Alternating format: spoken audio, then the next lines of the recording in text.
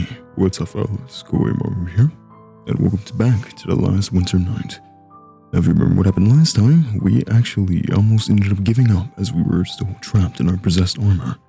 But a voice from our past managed to bring us back. We switched to our sister's point of view. Now, before we got to that though, I did want to see if there was any other endings with an option that we were given last time. This right here was where we were like given these. I think before we chose accept your fate, accept your cage. I'm just curious if there's any difference between these. We got an ending with this one where we just return to the sea, so I don't know if there's anything with that. But just let me go back to not knowing a damn thing.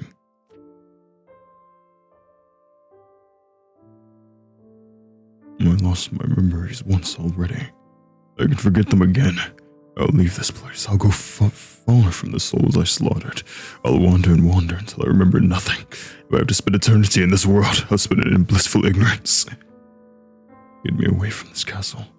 Get me away from everything I knew. You drag yourself to the bloody hall, to the bodies at your feet. The sensations of burning needles pierce your armor, rip into the fabric of you. The whispers at the edges of your senses wail with every puncture. Your griefs threaten to fold with every step.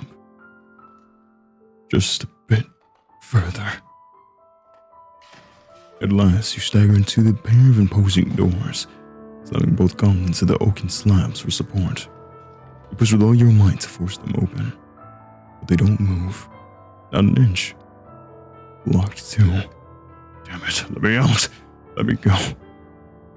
The voices around you melt into piercing screams, pouring over you like burning oil, searing your very being. As you collapse into your griefs, you don't know if they sound more like weeping or laughter. Fine. If I can't escape this place, I'll escape from the world itself. Erase me, unmake me. Take me back to where I was nothing. I believe this might be the same thing then, because this was kind of leading up to that ending. But a little dialogue difference if you choose whatever choice you choose. Now, this is where we last left off with our sister, Sieglind. And I suppose to the present, I imagine. I really don't know. We're in this together. I must have dozed off. Spirits, what are you doing, Lind? You can't laze about today. You look down at the open journal in front of you, slightly creased from where your head rested against the page. Thankfully, you didn't spill any ink. Ruining my dress today would be a disaster I could never live down. Hastily, you pick up your quill and resume penning your passage. That's all the preparations I've had to do. I've never been so busy in my life. I can only pray the tournament goes well. Please watch over Tristan. It would be so wonderful if he wins, so this is still the past. Oh, his new armor is so beautiful. I just know he'll look so dashing. I wish you were here to see it too, Papa. I hope we both make you proud. Love, Lind. Give the ink a few moments to dry, and carefully tuck the journal away with a sigh. I should make my way to the Great Hall soon, but I don't want to. I can't remember the last time I had a moment to myself. You stretch out indulgently, before you reluctantly rise from the cushioned chair in the solar. Surely I could afford a few more minutes. Your codex will continually update as you play Lind. Drag consult to get for more insight into characters, places, or your relationships. Or don't. You're the one in command, after all. But thank you, narrator. Such a nice guy. Oh, I'm moving here. I apologize.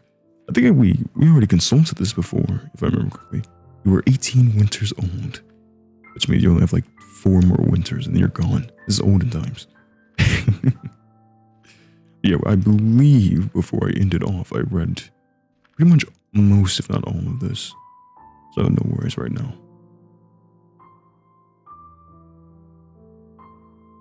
A large vase of lilies rests on the table, filling the room with a cloying scent that clings to your clothes.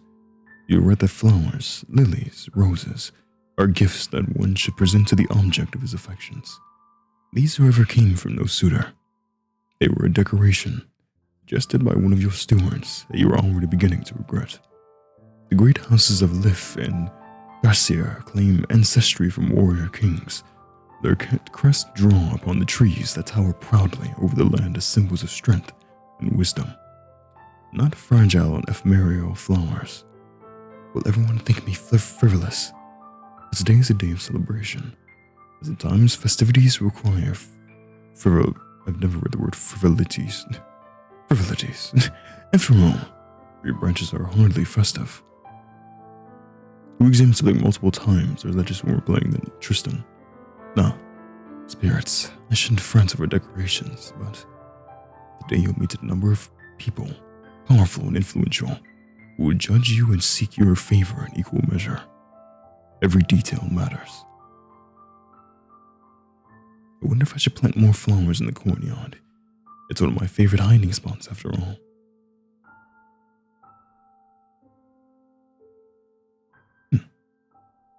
The room before you is spotless, save for the pile of correspondence heaped on the table that you can't help but skim through once more. Letters addressed to you offer condolences or lavish praise, sometimes in the same sentence. Others entreat you to seek help from their writers. Men who have played the games of lordship longer than you've been alive. You stifle a sigh. You can imagine the sneers punctuating each word. Between concealed remarks about your inexperience or ineptitude, or both, are offers of introduction to noble sons. You ignore most of them. You, of course, outrank most of them. Instead, you reach for a letter marked with a singular seal in crimson wax. The sword and stag of Thracier. You unfold the parchment and lay it flat. You've memorized the words at this point, but nonetheless look over it once more. My dear girl, I have enclosed what you requested along with the armor. Do let me know what Sir Tristan thinks of it, as I doubt he'd express it to me himself. As for Ramund, well, he has been enamored with your portrait since laying eyes on it. You may have heard of my son's abundant love for theatrics. It is my hope you won't mind indulging in his games on your day of games. Sincerely, Ragnald Rex. Apparently, the person that sent me this was a Power Ranger with that name. Along with His Majesty's letter is a portrait of a young man with untamed hair and beard that remind you of a lion's mane. Ramund. Every lady in the realm knows that the prince has begun searching for a new bride. Every lady, including you. Why settle for Marchioness when you could be a princess? It's what your father would have wanted for you. Oh, quickly save. I genuinely don't know. Because every time they showed our father, they were like, they're showing how much he hated Tristan. But not much of what he wanted. I said for Marchioness when you could be a princess. Of course, that all depends on whether you, a so-called uncultured northern girl, can impress the famously prodigal prince, your stomach twists in knots. Perhaps you should have studied singing and lute playing, as is the fashion in the south, rather than swordplay lessons you begged your brother to teach you. But he couldn't say no to me. I wanted to be just like him, and how could he refuse? You skim through the letters, as if you're studying for an examination by one of your tutors. Oh crap, my mouse. In your mind, you comb over names, titles, and family trees. Most of the pages are florid and run on at length. Only one could be called brief. We will ensure the North stands firm as we did through Sigmund's reign and long before. My sincerest sympathy for your loss once more. Spirits guide his soul. My hearth is always open to you and to Sir Tristan, your friend, Ernest von Heimdall. Ernest von Heimdall, a Marquess, general, and most recently hero of the Great Ice War. Met him once when you were a girl at a banquet held by your father. Tall, dressed from head to toe in plain black, we thought he looked like an elongated shadow. You froze under his gaze and were only rescued when your brother intervened to ask about the border skirmishes at the time. You puzzle over the handwriting. The letter is friendlier than you expected from a man you barely know. No empty words. It's almost as if the letter is addressed to someone else. Interesting. This is the only letter that mentions Tristan by name. Perhaps he wanted me to share it with him. But why not address it to us both? Next to yours, Rhinegrave is the largest territory that shares a border with the hostile kingdom of Ostara. It's only due to the recent peace treaty that Lord Heimdall is able to attend today. Your brother spent an extensive time fighting under his command during the war. Perhaps you'll ask him of what he knows about the man later. I'm glad His Majesty granted my request. I just hope Tristan will accept it. I know it might be a lot, like if this is your first thing of just seeing it, but clicking everything does help because it allows you to unlock other dialogue choices and push you to other endings by like exhausting the dialogue of clicking something. Yeah, well, so I think that's it right there. Yeah, but it does help by giving you extra lore and stuff that pushes for other endings. So I'm doing it for a reason, and also because I just am a huge fan of being able to read as much lore as possible. Let's see, what else do we have? Sunlight shines upon the room, leaving diamond-shaped shadows against the freshly laundered rug. You gaze outward at a blue sky streaked with thin white clouds. Like the spirits, the weather's remained fair. I should die of embarrassment if it rained over the tournament. As you gaze out idly, your mind begins to wander. An endless sky means endless possibility. The world outside looks so vast and lonesome. Let's be positive. Why not? When you were young, you dreamt of growing up and leaving the castle to see the world beyond. It seems that day has come sooner than you thought. Be brave, Lind. You're the head of the house now. You can do this. You glance out again at the tournament grounds. Today's the first time I get to watch Tristan compete. I can't help but be excited. No knight is as strong as my brother, the Iron Slayer. It's a cool name. Prince Slayer, Iron Slayer.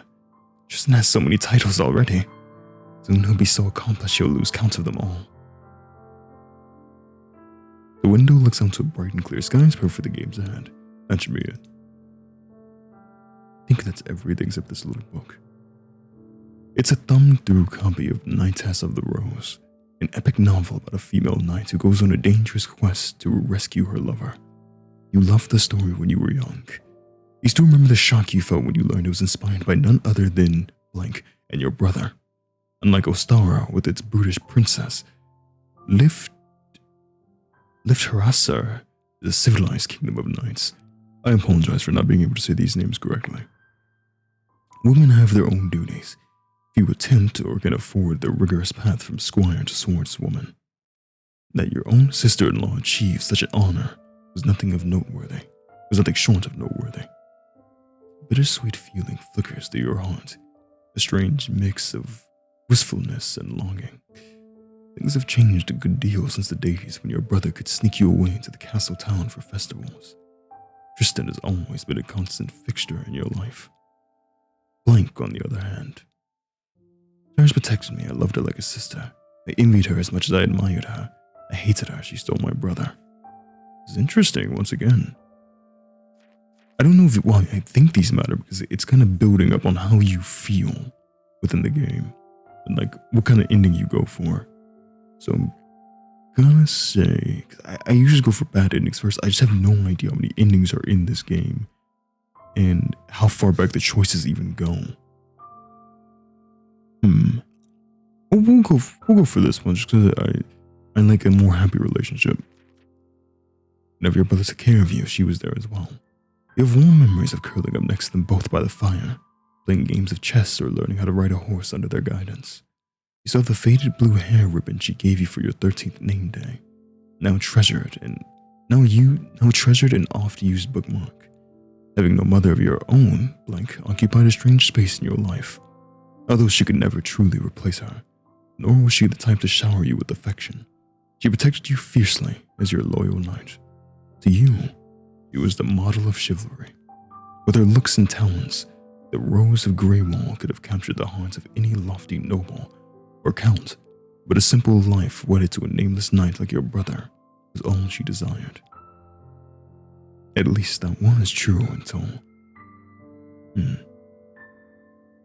I haven't had time to read in ages, especially not some silly romance. Even so, seeing the cover makes you feel fondly nostalgic. Blank used to read me when I was small.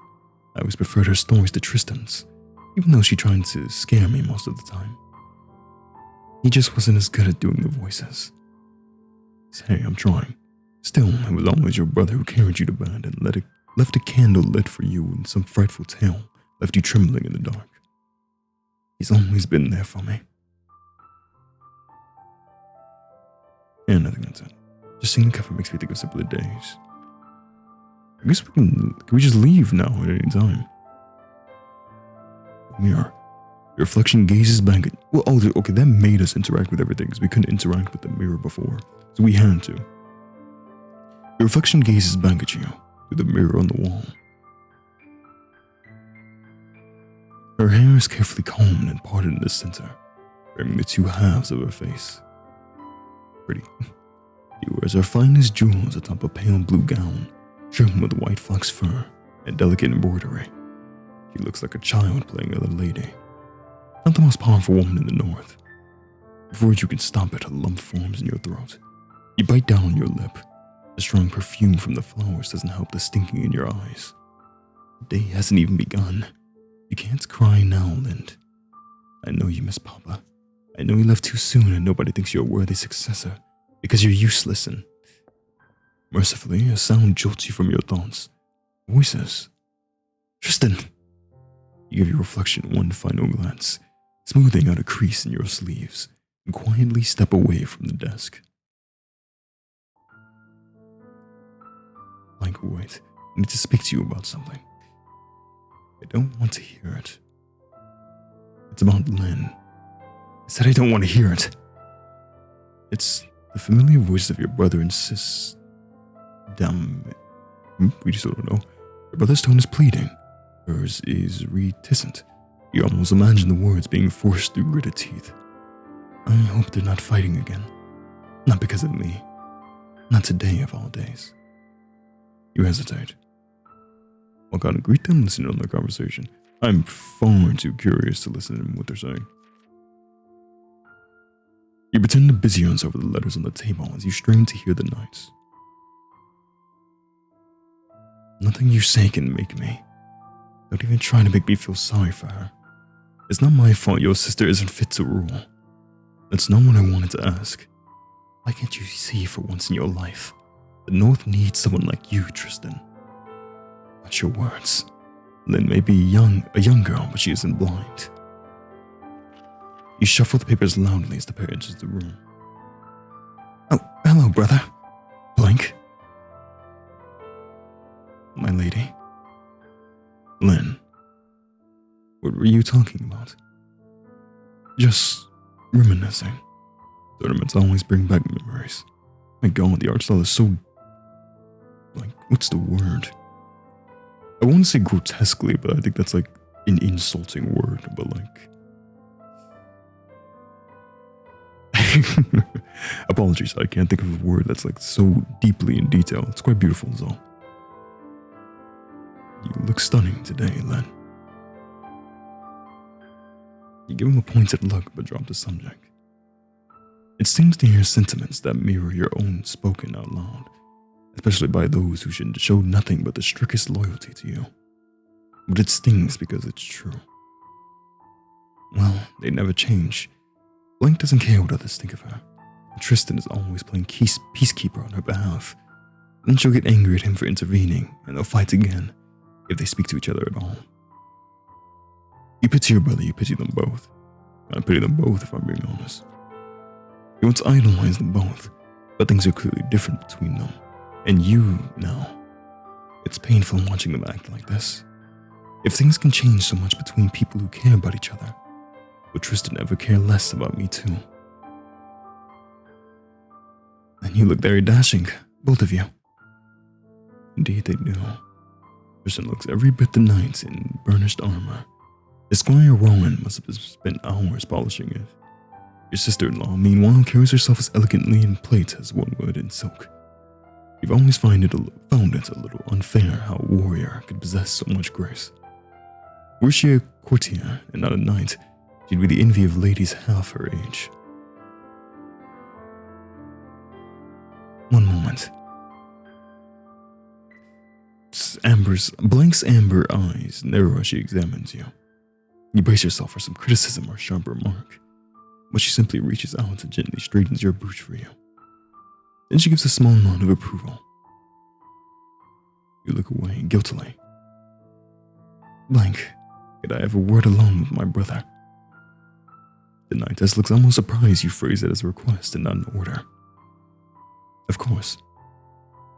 She gives a polite bow and walks away, the raven on the back of her cape trailing behind her on tattered wings. Despite the comments you overheard, you can't help but feel a flutter of concern and wonder if something is weighing on her mind. You half-heartedly consider calling out after her, but find you cannot form the words. If she'll barely whisper to Tristan, she'll have even less to say to me. What can I do for you, Len? Your brother's voice is gentle, a tone he only uses when the two of you are alone. Whoever said that looks can be deceiving might indeed have been speaking of Sir Tristan Greywall. Unlike you, he has your father's stature and easily towers above you. His face is marred by a long jagged line over his right eye. An accident when he was a squire robbed him of half his sight. Scarred, steel-clad, and constantly scrutinizing the world with one keen eye, he cuts an imposing figure to most. To you, he has always been anything but. Reminiscing, were you? He looks at you sheepishly. Did you hear all of that? I heard enough. I'm sorry, Len. Things have been difficult for Blank lately. She didn't mean it. You don't have to protect her, Tristan. I'm not about to throw my own knights in prison for speaking their minds. You're right. Forgive me.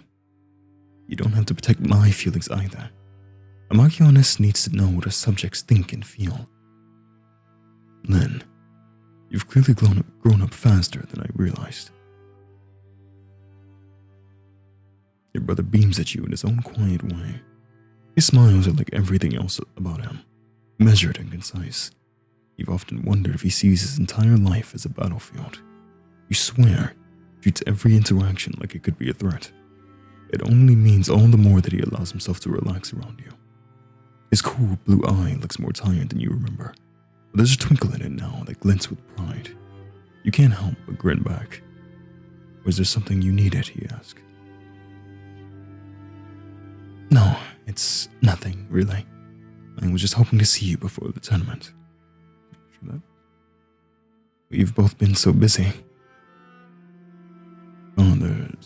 Father certainly hasn't left it easy for either of us.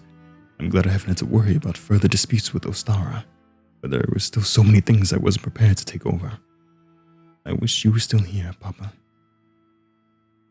I see. You certainly worked hard these last few weeks, Len. How have you been? I'm fine, you want to say, but you can't. Know the way your brother speaks. Know the steady voice and stoic gaze, just like your father's. Stop the words in your throats, and make the heaviness in your hearts weigh even more. Why don't you tell me about it as we walk? He says gently. Yes, but first... Your eyes flicker over your brother's armor. Though well maintained, it clearly shows its use.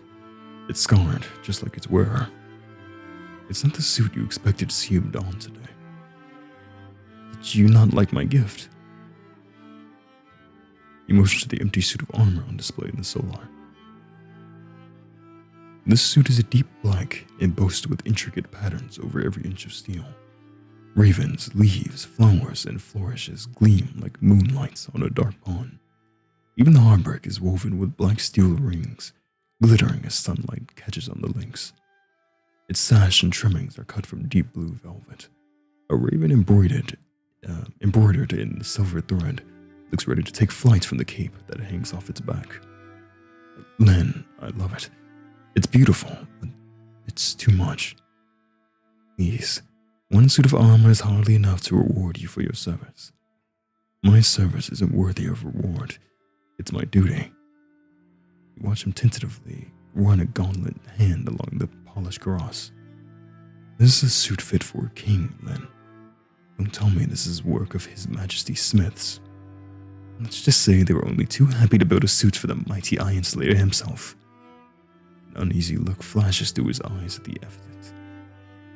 Gifts from the powerful never come free, Lin. That's for me to worry about it, not you. You deserve it, Tristan. You do. You stare at the beautiful suit of armor, your arms folded tightly around you. Not sure what else to say. Your brother's humility does not surprise you, but you have often failed to understand it. I suppose now isn't time to bring up other gifts from His Majesty. To bring up the other gift from His Majesty. You feel in your pocket for the slim dagger that sits concealed, though dagger is far too mundane a word to describe it. It's a work of art. Its hilt is sculpted into a raven and sycamore branches. This blade rests in a beautiful black scabbard with engraved silver shape and fittings. More raven and leaf motifs are etched into the blade, nestled around an inscription on the polished steel. Protector of Lif. Along with your lands, that title is passed down through your family for centuries. It honored your ancestor, who bent the knee to the king of Thracia, and now belongs to you. But there's no rule that says the Marquess and Lord Protector must be one and the same. A different family member can be granted it, and nobody deserves it more than Tristan. Traditionally, the symbol of the Lord Protector is a medal, but you've never seen your brother take joy in accepting medals. Honors and titles alone can never be enough. A practical knight like him deserves a practical gift, like blades and armor. I didn't think you would mind that the suit was a little ornate, though.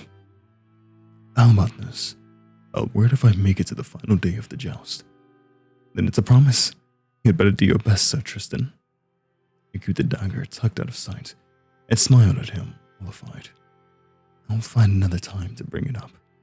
Wouldn't it be wonderful to present it to him after his grand victory, after all? With a lighter heart, you turn to your surroundings. And now we're here. This is just a really messed up place in a nicer look, to say.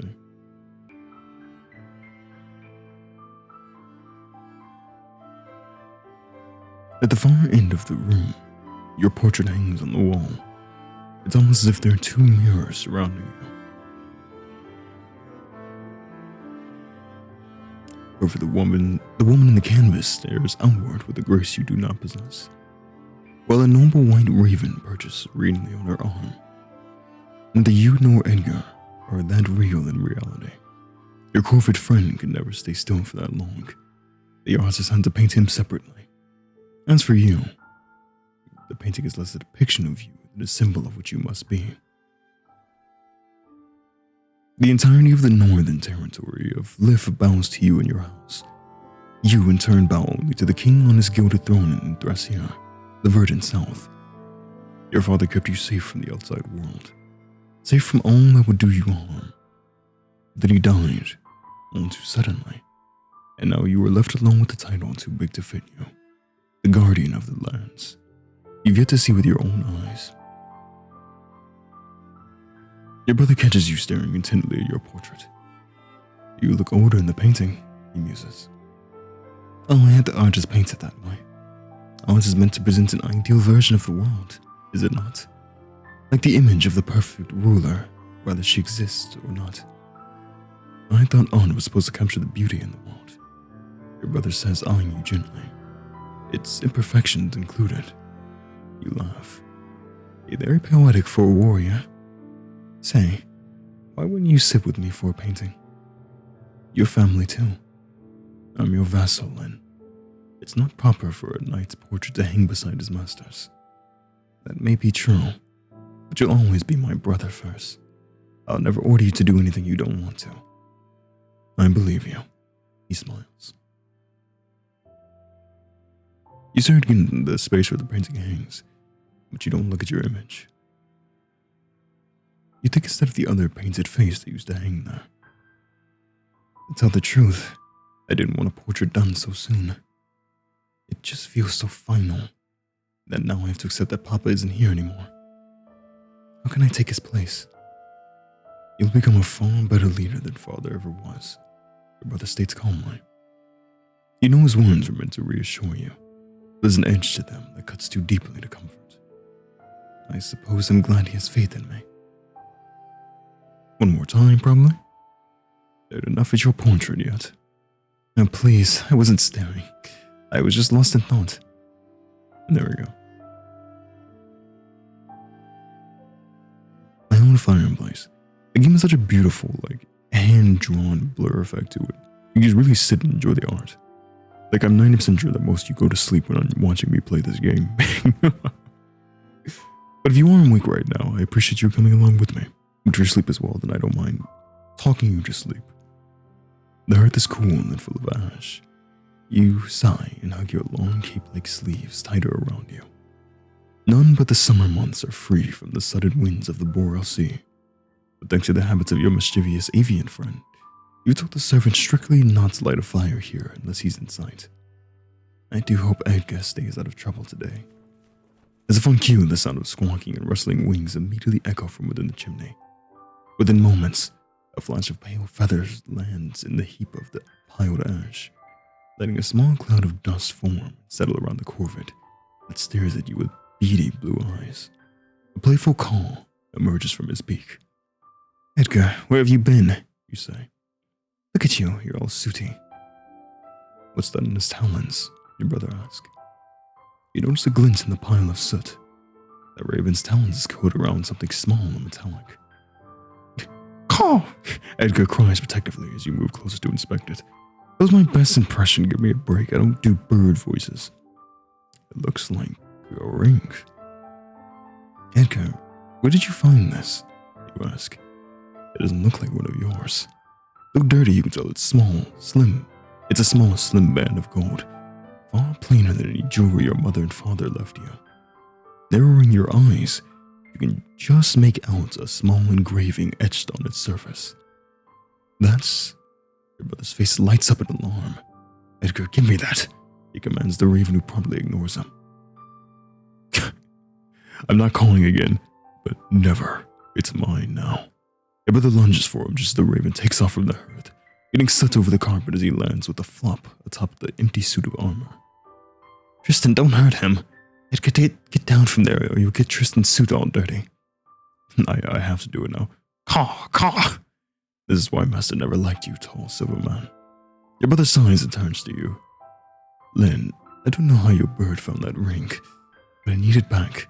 And I also don't know why he speaks English. It's a bit alarming. Why would you want that old thing? I could buy you a dozen new ones. Please. Trade Edgar one of your own rings, refuse to help him. What's mean to refuse to help? I'll trade. You sigh as you slip one off your gloves. You owe me one, brother. Carefully, you remove an intricate band set with tiny sapphires and hold it onto the sooty raven. Here, Edgar, why don't we trade? Caw. The raven bumps his head to get a closer view, his eyes twinkling just like the stones set in silver. Finally, he hops from the suit and lands with a soft flutter onto your arm, dropping the plain band into your palm and scooping the ornate one into his beak. Look how cute that is. It's adorable. Now, Edgar, now you've got my sleeve all sooty.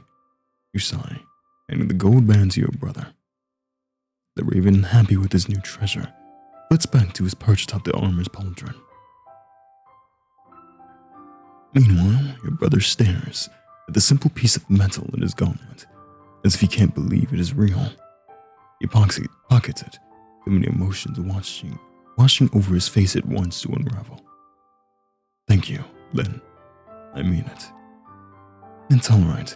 I have dozens of jewels after all, you say. But please don't ask me to trade them all for any more of Edgar's baubles.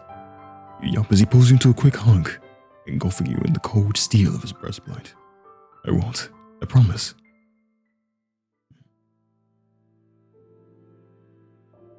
Your raven friend remains perched on the empty suit of armor, surveying the room like a small winged tyrant on his throne. I'm not calling again. I'm going to do research and I get better at calling. Be a good boy and don't steal any more jewels, alright? Edgar's been my best friend for ages. He's mischievous, but just as cute and lovable.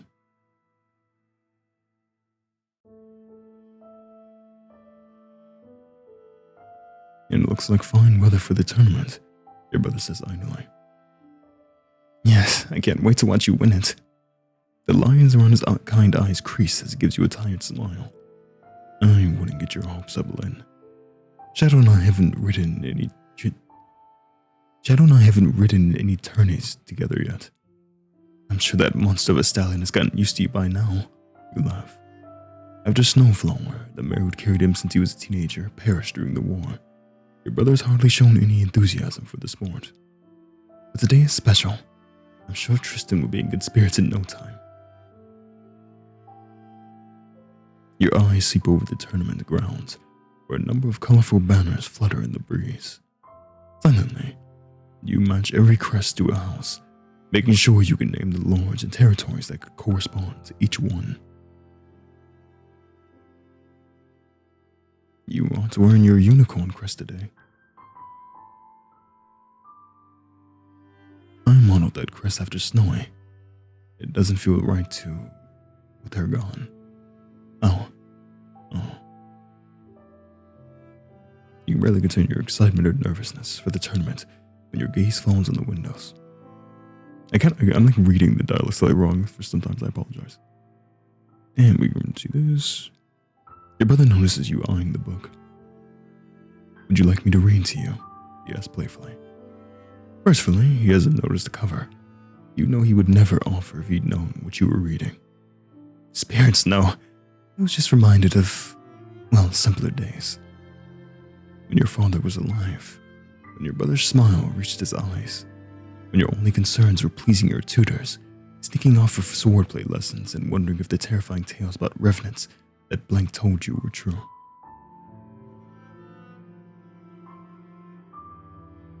Why did father never read to me?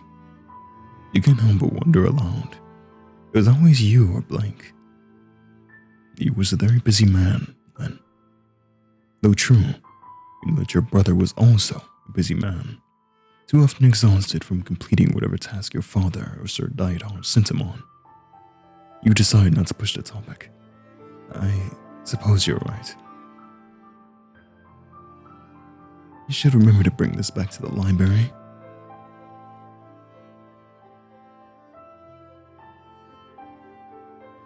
Reading old letters. I was just looking them over before the banquet. All the flattering condolences start to sound identical. How am I to remember who's who, let alone put a face to each name? Many of them will be meeting you for the first time. Nobody expects you to know every detail about them offhand. But the Marchioness needs to know her court, especially if I'm supposed to pick a suitor among them. You don't need to worry about that just yet. You barely stepped into this new role, Lynn. It's fine to learn how to be a Marchioness first, before you have to navigate a partnership too. You just don't think I'm ready, do you? I don't want you to be hasty. The person you choose will not only become Marquess, but someone you have to spend the rest of your life with. Rather, you can't possibly be advising me to pick for love, but I can only hope for contentment. You possibly, both of these are good, I'll go for this one. You can't possibly be advising me to pick for love. I'm not like you, Tristan. Duty comes first for me, not clinging onto feelings. You think I don't put duty first? No, that's not... You know your brother served your father, and now you his entire life. And yet, why should I hope for romance if I'll only end up like you or father? What about me or him? Isn't that why you never moved on? Isn't that why father never moved on? Isn't that why father never moved on? I feel like it's on her. Isn't that why father never remarried? Because he was stuck in the past. You don't need to concern yourself with his reasons. But you're the one who knew him best. Can't you tell me? Lynn, I'm sorry. I just miss him so much. But sometimes it feels like I barely knew who he was. I'll tell you whatever you want to know once things quiet down. Alright? Alright. You decide to let the subject drop and turn away from the letters with a sigh. You love your brother more than anyone in the world. Having a conversation with him can sometimes feel like asking a stone wall to move. Hopefully we can spend more and we can speak more another time. I should remember to bring this back to the library. Yeah, okay, we've seen that one. This one. Getting back to the letters that caught your attention. The name that concerned you the most was, well, I know it was important because I was like addressing me and my brother, but I'd imagine it'd be about Prince Ramun. It's like the one kingdom more powerful than us, and then the one that's like our most likely suitor. You fought along Prince Ramun during the war, right? What is he like? I wouldn't say that. Thrasir's armies barely arrived in time to make a difference. He's bold, self-absorbed, and lives life to the fullest. He has the heart of a knight, or a lion, perhaps. He certainly has the appetite of one. Appetite? For glory, honor, and earthly delights. What else? He's my age, Lynn, which means he's far too old for you. Why this interest in Ramund, and not the younger princess? Well, he's first in line to the throne, isn't he? You reply. It's not a lie at all. What if I became queen someday?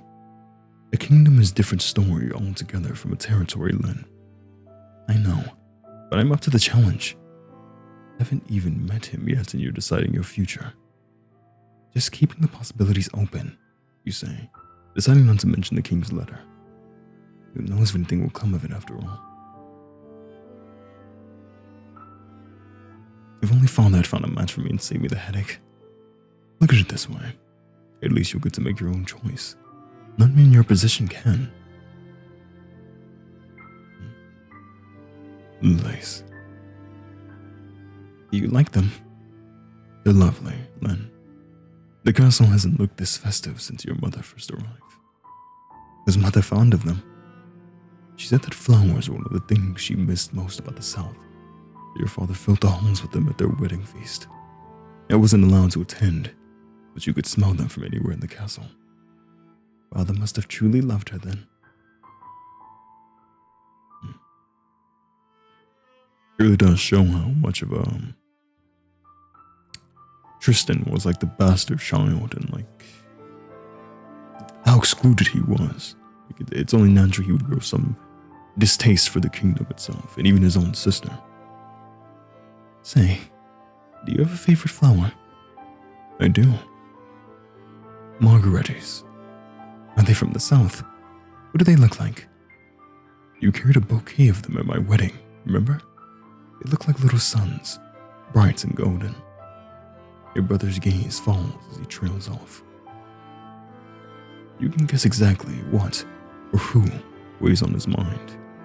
Unsure how else to comfort him, you decide to move on to another topic. The scent of lilies is sweet but powerful. You briefly wonder what walking through a garden full of them must be like. I think that should be... we examined that already, yeah. Almost all the way up the mirror as well. You can't help but glance at your reflection again, smoothing your hair and your sleeves for the umpteenth time as you do. You look perfect, Lynn. Stop fretting. I may not have to don steel, but a woman's appearance is her armor, brother. Are you prepared for the upcoming battle, then? As I'll ever be. There's still time before the tournament begins. Would you like to light a candle with me, then? I had a feeling you would ask. If you're not in the training grounds, then I'm bound to find you in the chapel. But yes, I'd like to light one for Papa. Come on, then. I think that's all. That was the final thing. Brother sighs as he sees you fiddling with your hair. I swear, you and Blank are the same. That just means you need to meet more women, brother. And that is all in this area. The chapel is this way, so what if we go this way? Where are you off to, Len? The chapel is this way. That's what happens. Anyway. Mother wrote asking if another war would break out. Surely not right after their prince was killed. Man, I've already been recording for almost an hour. We were just in that starting room forever. Don't get me wrong, I mean, as I said, this is a very slow-paced, heavy dialogue, storytelling game. Like, very much. I know this is not going to be for everyone, but I've just been looking forward to it because I find it really has such a beautiful and powerful soundtrack and art style that I just really want to play it. Familiar voices drift towards you as you make your way through the door. Two figures stand at the end of the hall, engrossed in conversation. One is a knight in full plate, the other is a squire around your age, dressed in a blue gambeson and hard leather gorget. I think I looked that word up for gorget, that serves as both armor and uniform. You don't normally acquaint yourself with the page boys and squires that serve your house, or business what they have with the lady of the castle. But like it or not, this face and flash of coppery hair are well known to you. Approach them with a polite greeting, wait for them to greet you as decorum demands. Approach them first, how dare they ignore you. You're not sure whether to interrupt them. Keep waiting. My god, so many choices. Approach them with a polite greeting, why not? Though I still don't understand why Sir Tristan murdered the prince right there. He's never been the type to just execute someone like that. Hello, you two. Sir Tristan, Lady Sieglind. My lady, sir. Greetings. Wait, hold on. I'm doing this. Don't get mad at me, but I have a cup. I punched my mic, I'm sorry. Good day. Tristan, we were just... Well, where's your new armor? Not that you don't look good in your usual suit. I'm saving it to make an impression, I suppose. What about you? Are you stealing my squire away before the tourney, Rob? No, never. We were just talking about nothing in particular. Nothing? I take it that means your preparations for the tournament are complete? Well, if my brother's horse and arms aren't ready in time for the joust, perhaps a position in the stables would suit you better than Sir Tristan Greywell's squire. No, my lady. I'll see to it at once. I'll make my way to the Great Hall as well. Take care, Tristan, my lady. Without another word, both knight and squire exit the hall.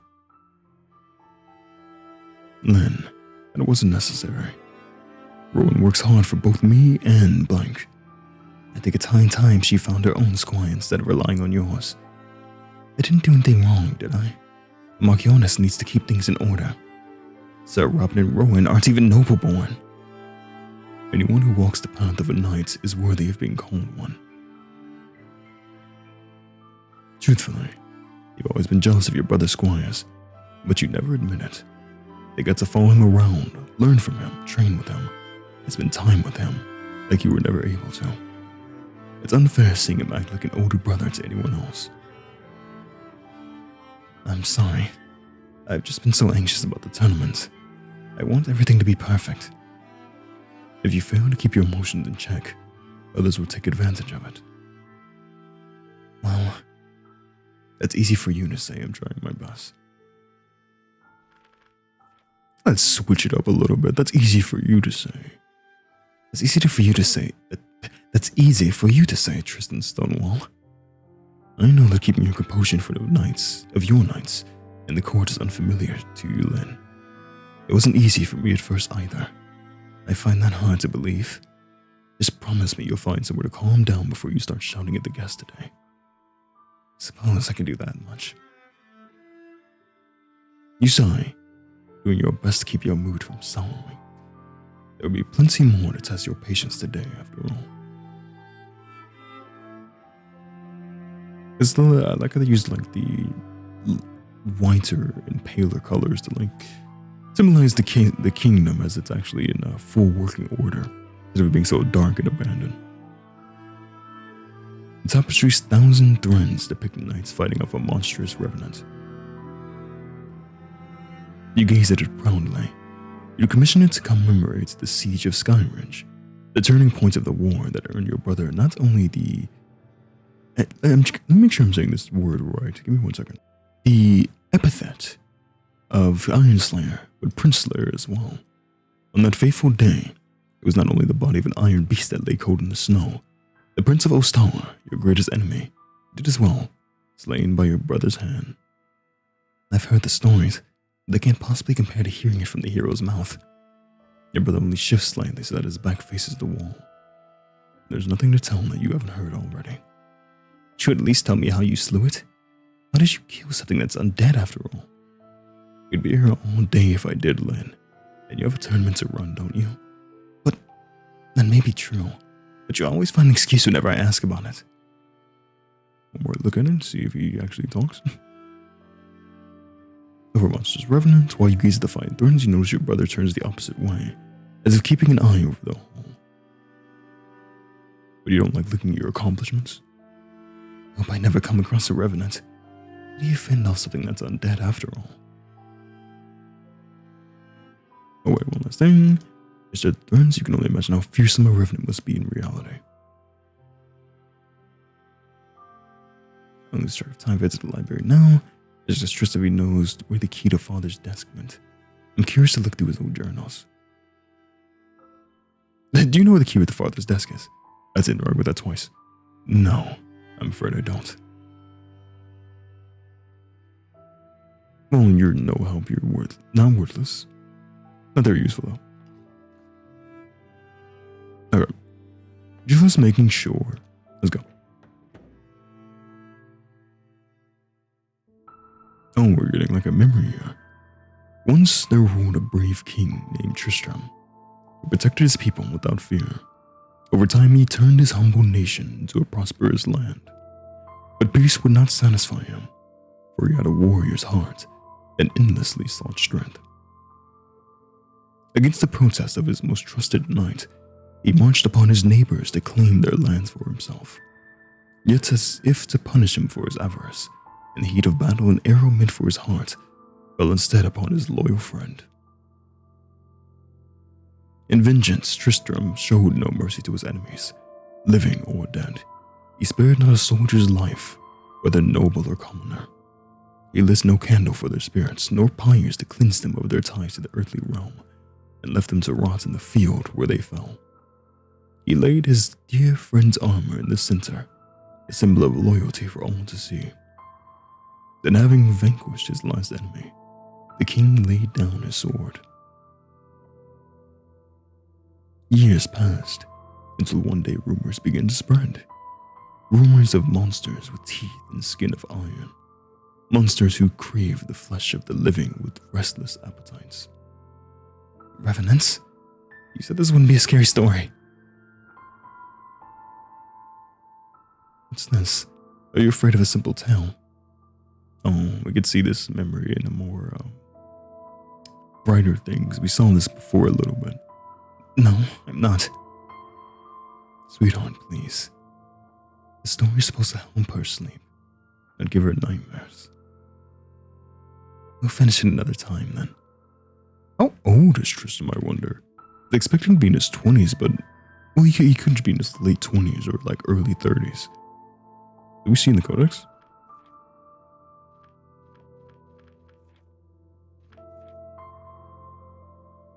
He's your half-brother. We read this one. Okay, so this we didn't read though. He's known as a hero who slew both the Revenant of Fort, Sky Ridge, and the Prince of Ostawa. He's the husband of Blank, though they sort of took their time getting married. By then they were both 25, which sounds ancient. He has a scar over his right eye from a training accident when he was a squire, but it doesn't make him any less handsome. So, I really don't know how old they are still. 25 something then. That's all we know. Okay, so here's her. Dame something Latinere. Known as the Rose of Greywall due to her beautiful red hair, though it looks brown to you. Blank is many things to you. She's been a part of your life for as long as you can remember. You think of her as family and wish you were still close. She serves as your personal knight and guard. You call her your sister-in-law, but legally speaking, she's no relative of yours. Your father never officially acknowledged her as his ward, nor your brother as his son. Nevertheless, she is your brother's wife, and the two of them were deeply in love, until they returned from the war.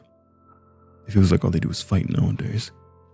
There's a story being told here. It does seem Tristan obviously feels some I don't want to say regrets, but he's changed from coming back from the war where he slew the Prince of Ostara.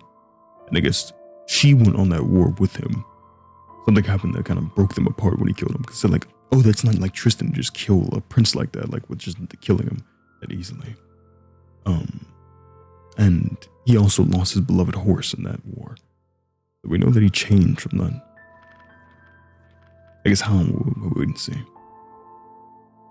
No, I want us to keep reading. It's time for bed, little lady. One more page, please. All right, Lind. No, just one more page. That's cute.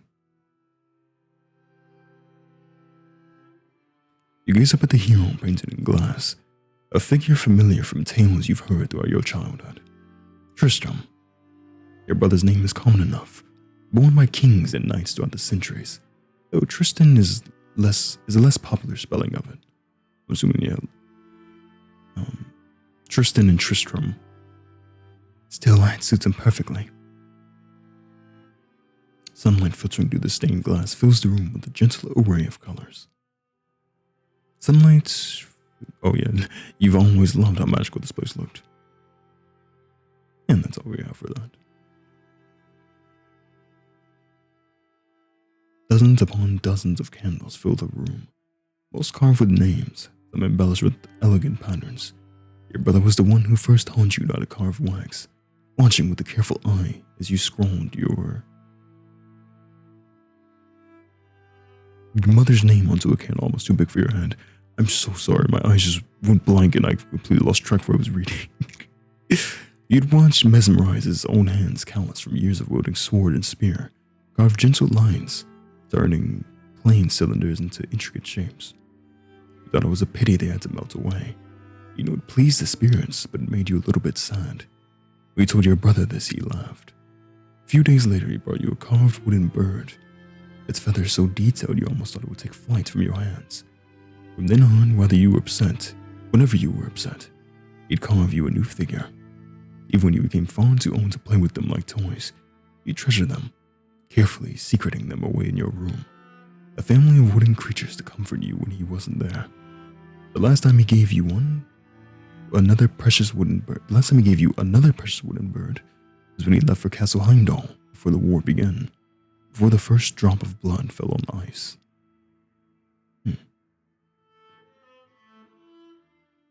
You haven't lost your touch. You say, sweeping your eyes over the candles that cover the room. Have I? I feel rustier than ever. Stop being so modest for once. Number of candles are carved with your father's name. It brings a bittersweet feeling to your chest.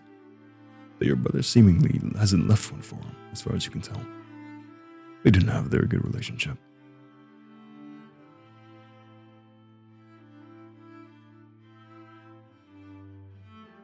You watch your brother open the box and carefully retrieve a flint iron and charcloth. What's in the box? You're surprised he ignores the candelabra and lights a small candle on a plain briquette instead. It has none of his steady engravings and bears a single name carved in crude, forceful strokes. Tristan, you read an alarm. Is somebody praying for you? No, not me. A different Tristan. One I met during the war. Of course, the war you never speak about. You don't know why your brother is so reluctant to mention it. War is simply a fact of life. The greatest glory comes from defending one's territory or conquering new ones. The highest honor comes from risking one's safety to serve one's king. Of course, you were worried about him whenever he rode off to battle. When the Great Ice War began, then dragged into its second year, you missed him terribly, counting the days until any news of him reached Castle Greywall.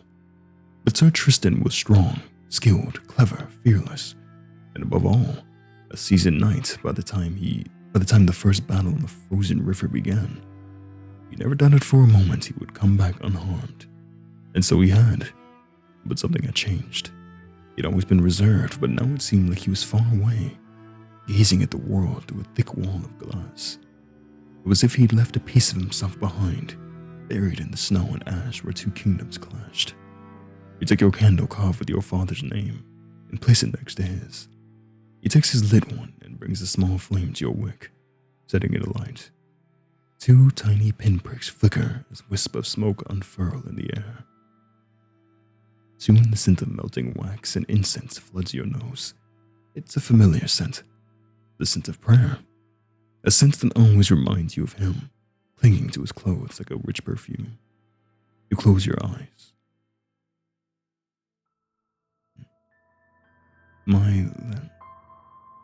You will address me as Commander. Commander Winter. Urgent news from the scouts. More of this. Or we're sending good men to die. Well, good men, callous men, and worthless men. With a spear in hand and the enemy ahead, there's little difference to be found in their hearts. You're used to it by now, of course. The price of power is blood. Yes, even your own, though rarely it is yours that's being spilt. The same men who force you to fight think it's a shame you should have scars. No, you pay a different price. The burden of proving all these sacrifices means something. The ones who die are lucky. They're just too insignificant to know it. What's the quote? Only the men who die are the ones who see the end of war. Your brother's head is still bent when you open your eyes. He kneels on your left, his profile obscured by his roughly cut fringe. You can see the outline of his scar beneath it, a long line across his face ending at his jaw. You can only imagine how painful the wound must have been for him to decide to cover his face for the remainder of his life. You both share your father's pale silver-white hair and blue eyes, but your brother resembles him much more closely. For a moment you imagine you're seeing a younger version of your father. The thought barely flickers through your mind before tears start to form in your eyes again. You take a deep breath and wipe them away. When you look up, your brother has lifted his head, glancing at you in quiet concern. You smile to reassure him, and he smiles back, though it doesn't quite reach his eye. The two of you extinguish your candles together and silently rise from the chapel floor.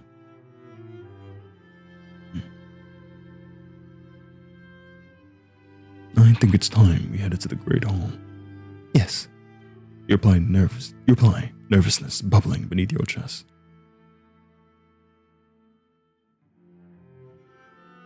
A number of candles calm with your father's name. Oh, okay, same thing there. Isn't this different though? Yeah. 3 long candles wreathed in black iron set upon the altar. Their familiar names grace the wax, carved in your brother's steady hand. Vivian, Oscar, Margaret, Mama, my mother's parents. Why do you still honor Lord and Lady Lietnia? Because I'm grateful to them every day that their precious daughter can be a part of my life. Just like I'm grateful to Lady Vivian for giving me my baby sister. Brother, are you trying to win her back? I'm asking, are you trying to win her love back? You're trying to win her back. That's not it, Lynn. You should never speak to the spirits with ulterior motives. They can sense it. You just seemed so happy before. What happened between you?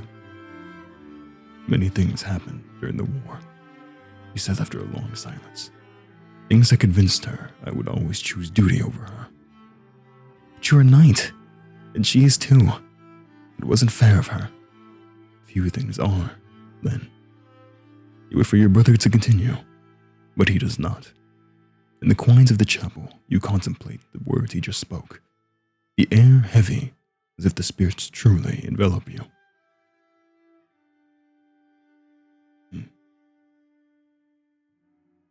Why didn't you write father's name? He is all of Castle Greywall, his knights sent you to pray for his spirit already. I just think it's a little sad to pray for somebody else's parents instead of your own. You aren't wrong.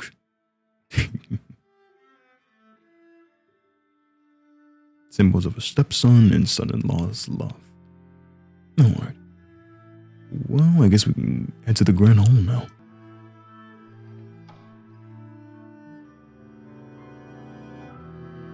I don't know why I did that. Here we go.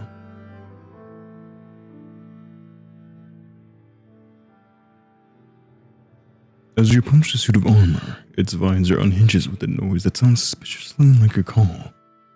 The next moment, your raven friend squawks as he pokes his head out of the empty helmet and flies off, just out of your brother's reach. Lynn, that armor is an antique, not something for your devil bird to play with. Don't call Edgar that. He can't help it. Ravens are naturally curious. I wonder what our ancestors were thinking, choosing something like him as a symbol. Well, ravens are clever, resourceful, and wise. None explains it. He's none of those things because he's a crow. Brother! Your brother carefully wipes soot from the helm. There you go, Rusty. Shiny as ever. Here's one playing with antiques now, Tristan. Don't you remember? It used to look adorable pretending Rusty here was a real knight. It was ages ago. Yet for a moment something seems to glint within the helm, twinkling like an eye. So never as I'm seeing things. Well, that's a little bit of an interesting piece of dialogue, because we know now that just wrapped that up from the past. The first episode we were playing as like Tristan, who's just like a suit of armor now. Once you interact with this thing, it's like, oh, there's a bird's nest in there, and there's like a bunch of gold sitting in the helmet that the Edgar has just been taking and putting back and forth in there. That's why there's a glint of gold in there, because it's Edgar's house. A suit of armor that once belonged to a distant relative of yours, an elite among knights. It's been in your family for generations. It's just Oscar's outfit from Dark Souls. Canon, the Dark Souls verse. Ooh, flashback for the banners. How long have you been here? How many weeks have you marched now? How long have the banners hung outside your tents as purchase for the ravens? You were once fiercely proud of your house's symbol. Now you see the birds as an omen. Beady-eyed corpse eaters that circle the field, knowing that no matter what, or no matter whose army wins or dies, they'll feast well. Twilight leaves the sky clouded and bruised purple. Yesterday's sky was the same. The slow tide of war makes the days bleed one into the next. Sunrise into sunset into sunrise again. Battle is the only brief and bloody interlude between the long days and nights that comprise a campaign. And after battle, death. Is this the glory you dreamt of? Is this what they saw? Another memory. Lynn, are you alright? You look like your spirit drifted away momentarily. Oh, I was just admiring the banners. The ravens aren't going to fly them off them, you know. Come now, I wasn't staring that hard. Brown banners displaying your family's sycamore and raven crest. Though you're adept at weaving and embroidery yourself, even you have to admit the delicate thread work. Wait, did I read that right? It's fine.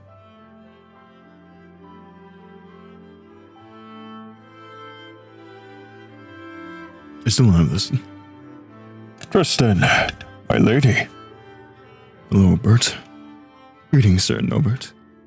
You reply instantly recognize the man's cheerful, booming voice. Good day. Blank bumped into me earlier. Is everything all right, Tristan? No, not even remotely. Don't worry, my boy. I'm sure she'll come around. Why, I still remember when you were diet-hard squires, how you'd follow each other like lost kittens. Enough about me, Bert. How are your children? My eldest competing today under Heimdall's banner. If you face him, don't hold back. I remember him from the siege. You must be proud. Indeed, the blood runs thick in your family. Too much so, perhaps. My youngest girl says she wants to become a knight as well. Well, that's a fine idea. I'm just proud of it. Oh, yeah, why not? I mean, like, Blank is, a knight. Well, why not? We can have a train under the winter nights. Blank and Mentor. Lynn, hold on. Training a squire takes many, many years and no small sum. You'd have to provide her lodgings, clothing, equipment, armor, a horse, and more for at least a decade. And counting on blank may not be possible. Is that all? That isn't nearly enough to strain the treasury. And if blank can't, fine. Sir Diaton trained the both of you. There's no reason it has to be a woman. He's the last person I trust with the young. Wait, I don't know why I read Tristan's dialogue in the cup. I got confused. I'm very grateful for the offer, my lady, but my daughter is still very young. Time will only tell what path she chooses. Of course, Sir Norbert. Just know you have my support. Well, I'll see the both of you again soon. If our opponents, Tristan, may the best jouster win. Likewise, Bert. The older knight exits the hall, humming as he clanks, leaving you alone with your brother again. His pauldrons relax once the other man is gone, as if letting go of a breath you hadn't realized he'd been holding. You seem nice. The door to the knight's storage room lies at the end of the hall. It almost feels strange to see the place stand in relative calm. The weeks leading up to today have seen your servants, stewards, and knights bustling about in a flurry to fulfill your instructions. Your grateful ones worked so hard you'd warn them of the consequences of failure. I really want to be nice. Like, I know you can choose a lot of options, like very negative and pessimistic and down, but I just kind of want to be, happy about what's happening and, nice. You're grateful. Gratitude is not a part of your duty. It might be, in fact, be a weakness, but your father's cool regality was something that didn't come naturally to you. You can't help but be thankful the servants continue to work diligently, even in his absence. There you go. There's nothing I need from the night's storage. I just hope they haven't left it in a mess. And just like that, we can head to the grand hall. Lady Sieglind, you look splendid today. The voice calls to you as you tread down the hall. Oh my god, he's so rugged. You recognize the speaker immediately. Sir Diaton, your father's knight and brother's teacher, has always been a familiar sight in Castle Greywall. Greetings, Sir Diaton. Commander. Greywall. The other knight's easy smile vanishes as he regards your brother. It's a tournament day. Nay, the greatest tournament in the north today, and you're dressed like this. I'm dressed as what I am, sir. At night. A knight who represents the House of Winter and her ladyship's honor, boy. Though I suppose it's a good thing you recognize you're a knight and nothing more. For a moment, you don't know what to say.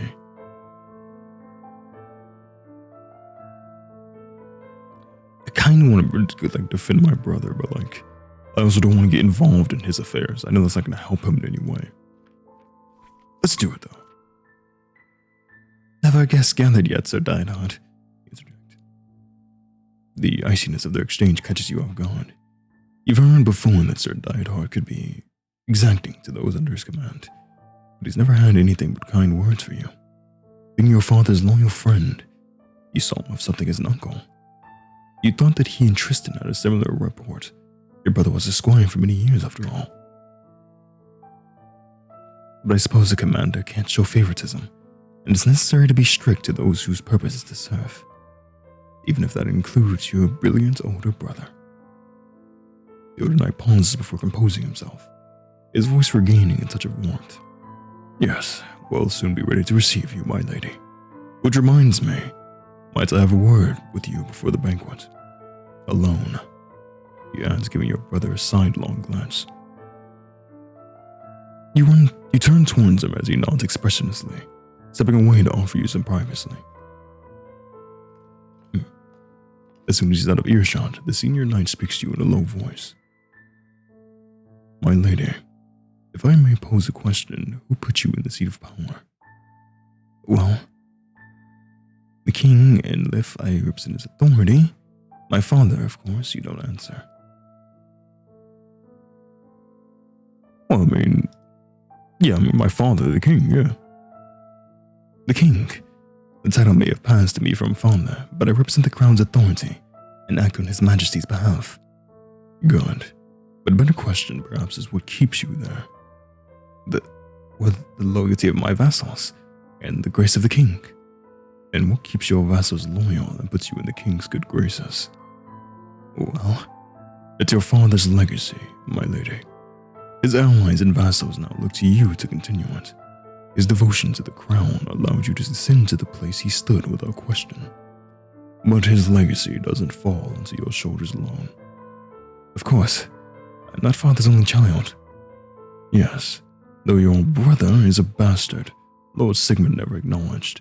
Nobody can deny whose blood runs through his veins. Though the fact that he's older than you, more accomplished than you, and has allies of his own who are not beholden to you. You, my lady, have not spent years protecting the land and the colonists from austere invaders. To them, you're a princess locked in a white tower. I'm well aware of my shortcomings, Sir Diethard. You're studious and bright, my lady, but I fear you're not aware of the danger you're in. Relying on Sir Tristan, showering him with gifts and honor above his station, could prove disastrous. Disastrous? My brother would never go against me. I know him. I know he's a sentimental man, true to his very soul. He'd never betray me. It'd be equal to betraying himself. Do not presume you know the hearts of others, my lady. Power can always tempt, and desire even more. I only ask that you remember this, and reward those who have shown you and your father the most steadfast loyalty, Lady Sieglind. Remember those who have stood by you in this house, not those who have run off chasing their own wishes. Thank you for your counsel, Sir Diethard. He just gave like the longest speech of all time to say, could you please promote me? And that was all his speech led up to. Of course, my lady. Take care. You've done splendidly so far. I know your father would be very proud. Thank you. I hope he is. You were much better off as a skeleton. I'll tell you that right now. You bid farewell to the night, then quietly retreat down the sunlit corridor. You find your brother leaning by the windows, waiting for you. So, what did our commander lecture you about? About my current position. I'm still lacking compared to you. You decided not to mention the exact details of the conversation to him.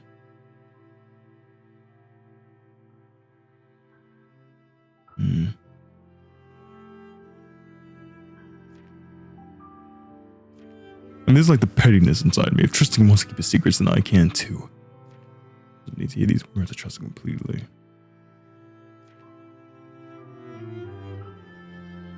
Let me say this one.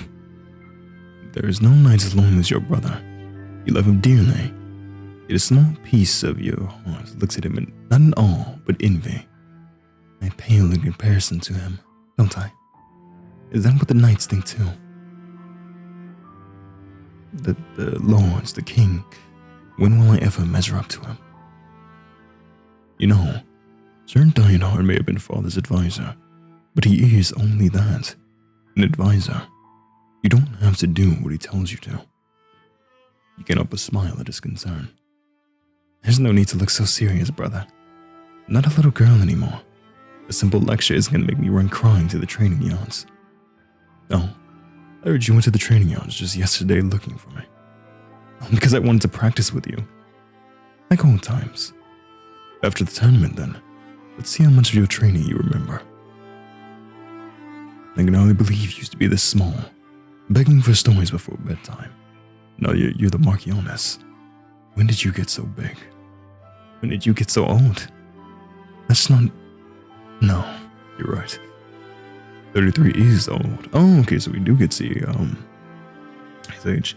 So he's been married since he was 25, so he's been married for some time now. Nearly 10 years. Practically a relic. Do you think I can retire soon? I'm afraid not, Sir Tristan. Your Marchioness still needs you. Fine. If my lady commands it.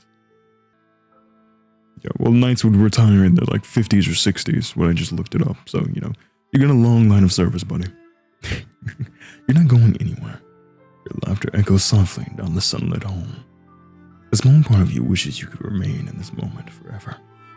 This calm before the storm that awaits you. But you remind yourself that even after all that's happened, not much has changed. The tranquil times, the smiles, will always be there too. right?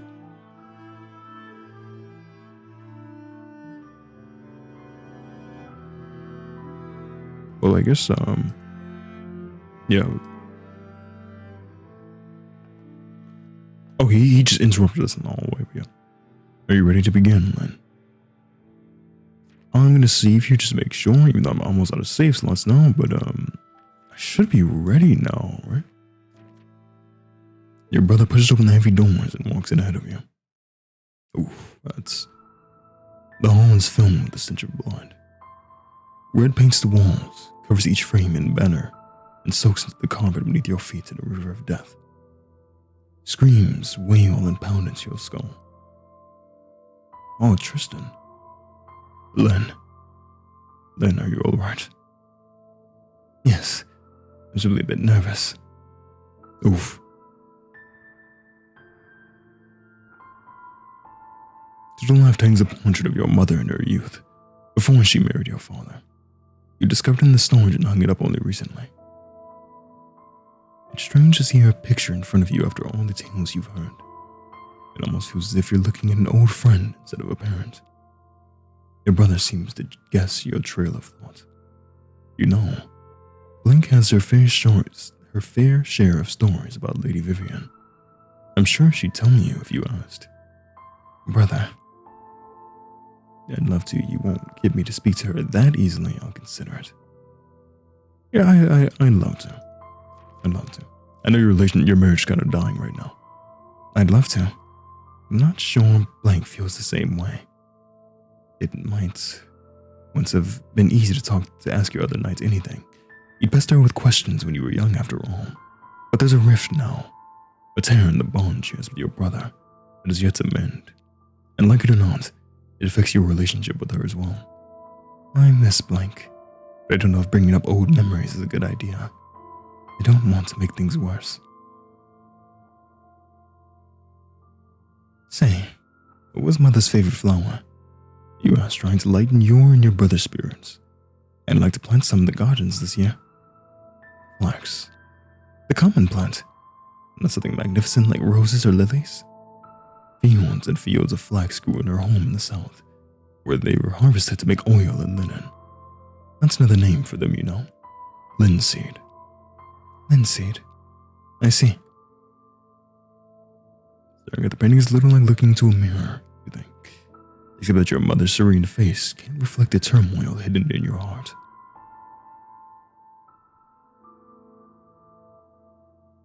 And those are portraits of my uncles, Papa's brothers. I've heard they were renowned warriors, but they died when he was still a child. I wonder if that's why he never trained as a knight like them, Tristan. You told me so many stories about Mother. What about Papa? You were the one closest to him. Well, your brother closes his eye and pauses. Your father would take me hunting with him when I was still a squire. It sounds sterling. I wasn't a very good shot, but I love riding through the wilderness on Snowflower's back. The forest felt like another world when I was young. Hey, you are being humble again. I know you're the best archer in the winter nights, if not the entire kingdom. Did Father ever tell you about our uncles? I'm afraid not. Not even to you. Not even to me. It's weird that Sieglind has like this image in her head that well, because she said herself that like, oh, Father never acknowledged Tristan as a son. But it's like she also has the image that they were quite close. Which maybe by close, they were just around each other a lot, but the father never had any love for him, really. You know. Yeah. I guess we're done. Let's look at some paintings we can examine. We move on. Well, it's time to begin. You have nothing to worry about, Lynn. Your brother motions for you to walk in front of him as a servant announces your arrival. You'd plan ahead of time to have him announced as your brother is your only family, your knight is hero of Livestein. What if we say brother? Because the father never really gave him that title of like family, so like I feel like that's kind of nice. Lady Sieglind von Winter, protector of Lif, and our brother Sir Tristan Greenwell have arrived. That's kind of nice. A sea of faces surround you as you step into the light of the great hall. You stand up straight, trying to make yourself a little taller, trying to not lose yourself in the tide of voices. You try to turn the corners of your lips to a smile, but your face feels like it's frozen into a warped version of your own portrait, hanging crookedly in its frame. Is she truly of age? She looks like a child. What will the Austerians think? A little girl as protector of the North. Lord Sieglind made a mistake. My bets are on the bastard. I'm right behind you, Len. That's right. Tristan is with you, and you've prepared for this, Len. Papa is watching too. Beyond the shore. And hell, you have to make them proud. My lady. Oh, even Blank's here. Blank. Enough. I'm here to do my duty. Nothing more. Your other knight swiftly approaches and takes her place at your left, mirroring your brother, who stands on your right. What happened in that war we will never know. Or we'll know eventually. As you can see, she must. I'm glad she's here despite everything. Once again, we save for every option because I have no idea. I'm gonna have to go through this game and try to get all endings. I'm glad she's here. But how you feel towards her? Blank is still your knight, and a familiar presence calms you, just a little. Having the two of them at your side keeping watch over you makes it almost feel like old times. Almost. But your knights can't help you with matters of the court. But you ignore your feelings, put on the warmest smile you can muster, and begin to greet the guests that approach you.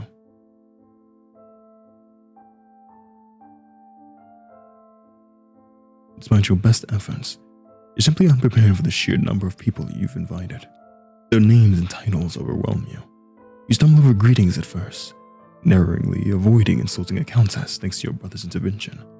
His presence thankfully has a calming effect on you, and you manage to retain your composure throughout the rest of your conversations. Though you're doubtful you've managed to impress anyone through them. Plenty of Lords badger your brother with the topics surrounding the neighboring territories and the conflict with Ostera. Though he tries to make room for your input, you have little of note to add. You sense something almost like disappointment from Blank, even though she barely speaks a word throughout. It feels like a century passes before the deluge of perfumed lords and ladies slows down to a trickle, finally giving you space to breathe. Now you take in your surroundings, the fruits of your efforts. The great hall is a dazzling sight. Morning light streams through the tall arched windows, shining upon every surface. Banners proudly displaying your raven and sycamore crests adorn the walls. Gilded vases of lilies and irises fuel the room, with spots of color as bright and bold as the aromas that waft around them. The long tables on the side of the hall are laden with food and drink, attended to by dutiful servants in blue and white. The mix of scents and sights washing over you nearly leaves you breathless. And the people. You don't remember the last time you saw so many people at once. The ordinarily gray, empty hall is flooded in sound and color. Lords and ladies dressed in fine fabrics and glittering jewels sparkle like sunlight on the Boreal Sea, sparkling and laughing and whispering everywhere you cast your gaze. Finally, at the end of the hall stands the knights. Most have donned their armor, gleaming steel and draped with the rainbow hues that represent their houses and orders. Heimdall's black and your own winter blue make up the largest group. Naturally, the border territories train the most knights. Plenty of other houses, however, have sent their best to compete. Young men, fresh from their knighting ceremonies, talk excited among each other, under the watchful eye of their seniors. The majority are from Liv, but you spy more than a few who've made the journey up from Thracia.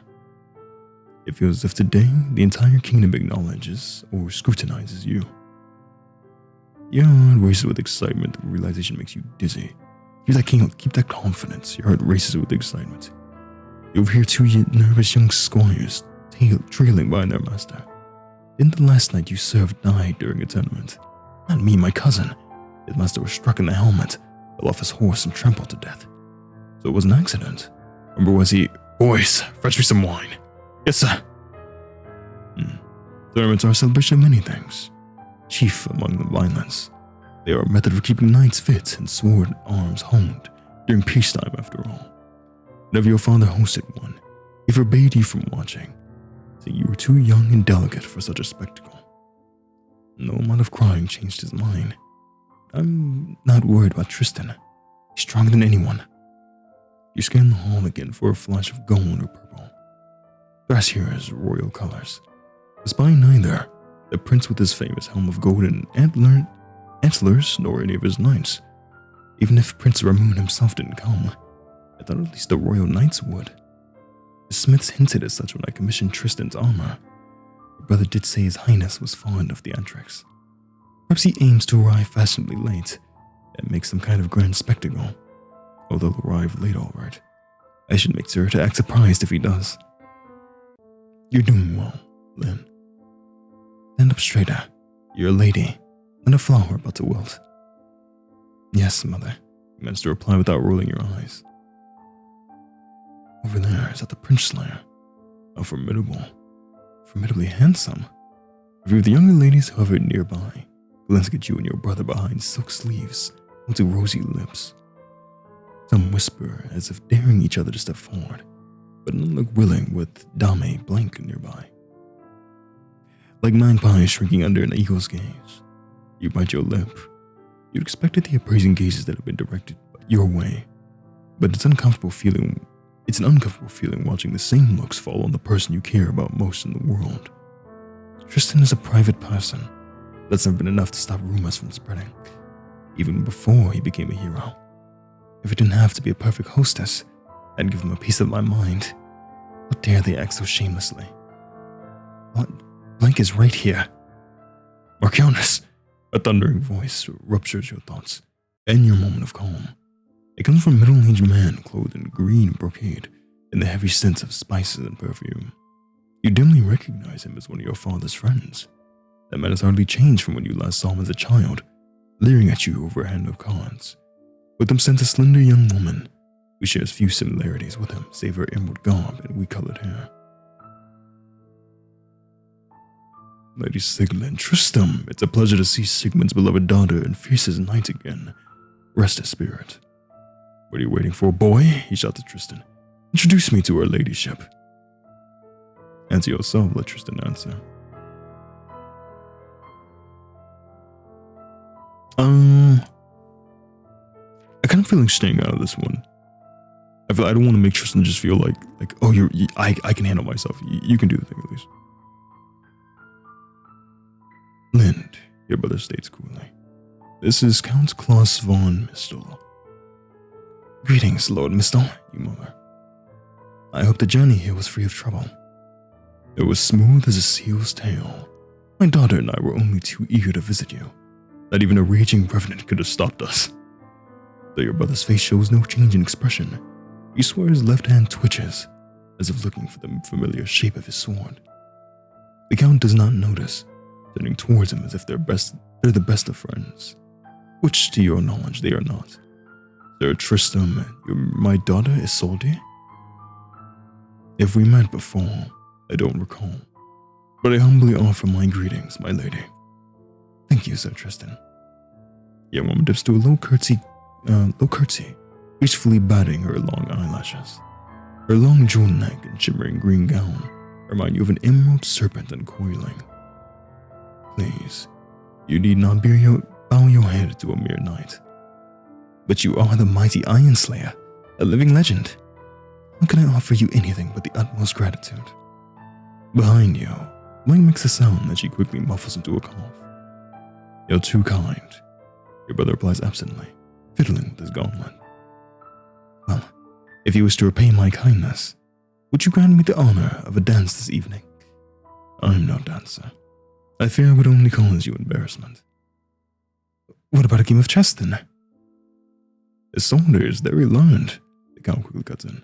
She's a student of both the arts and warfare, knowledgeable about strategy too. She's even practiced the sword. You as well, you can't help but remark with envy. What style of... I studied quite a few of your battles, Sir Tristan. The way you led the charge across the ice. I'm afraid simple games have never amused me. True warfare is unpredictable, not reducible to pieces on a board. Oh, well of course, but perhaps we could... Forgive me, but my wife and I are busy with the tournament, and Her ladyship still has other guests to see. Another time, then. Please excuse us, Lady Sieglind. Was a bear on her ears, Aunt? Blank lets out a gasp that turns to a torrent of laughter that doesn't stop for several seconds. What's so amusing? The look on that woman's face. Brother, surely you noticed what Lord Mistel's daughter was doing. I noticed a pair of snakes trying to lure you into something. It's not her they were trying to snare. I don't understand what you mean, but it's good to see you smile again. I thought the other knight shifts away from him, turning her face towards the hall. No, yeah, I mean, I definitely don't want to even choose the other option at any point, but let them have their moment. It's not really something you interrupt. You look tired. The knight just attempts after several seconds pass. Have you been resting enough? Well enough. You needn't worry for me. I wasn't worried. What about you? You look... I haven't been feeling well, so I know I must look beautiful. You almost think the knightess will storm off.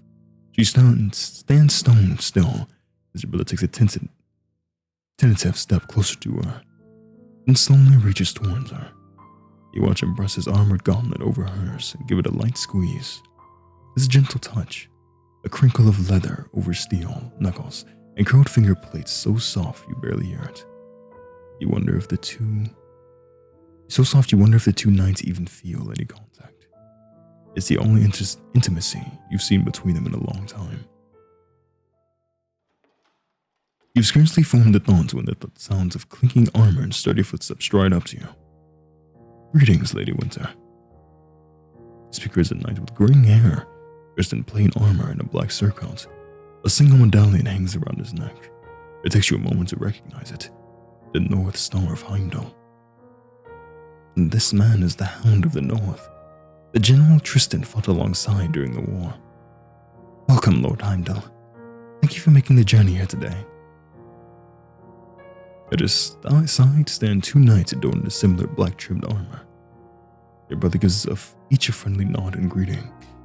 Blank, however, looks away coldly, barely offering any acknowledgement. It's been too long since I've seen you both, he says, turning to your knights. Sir Tristan, Dame Blank.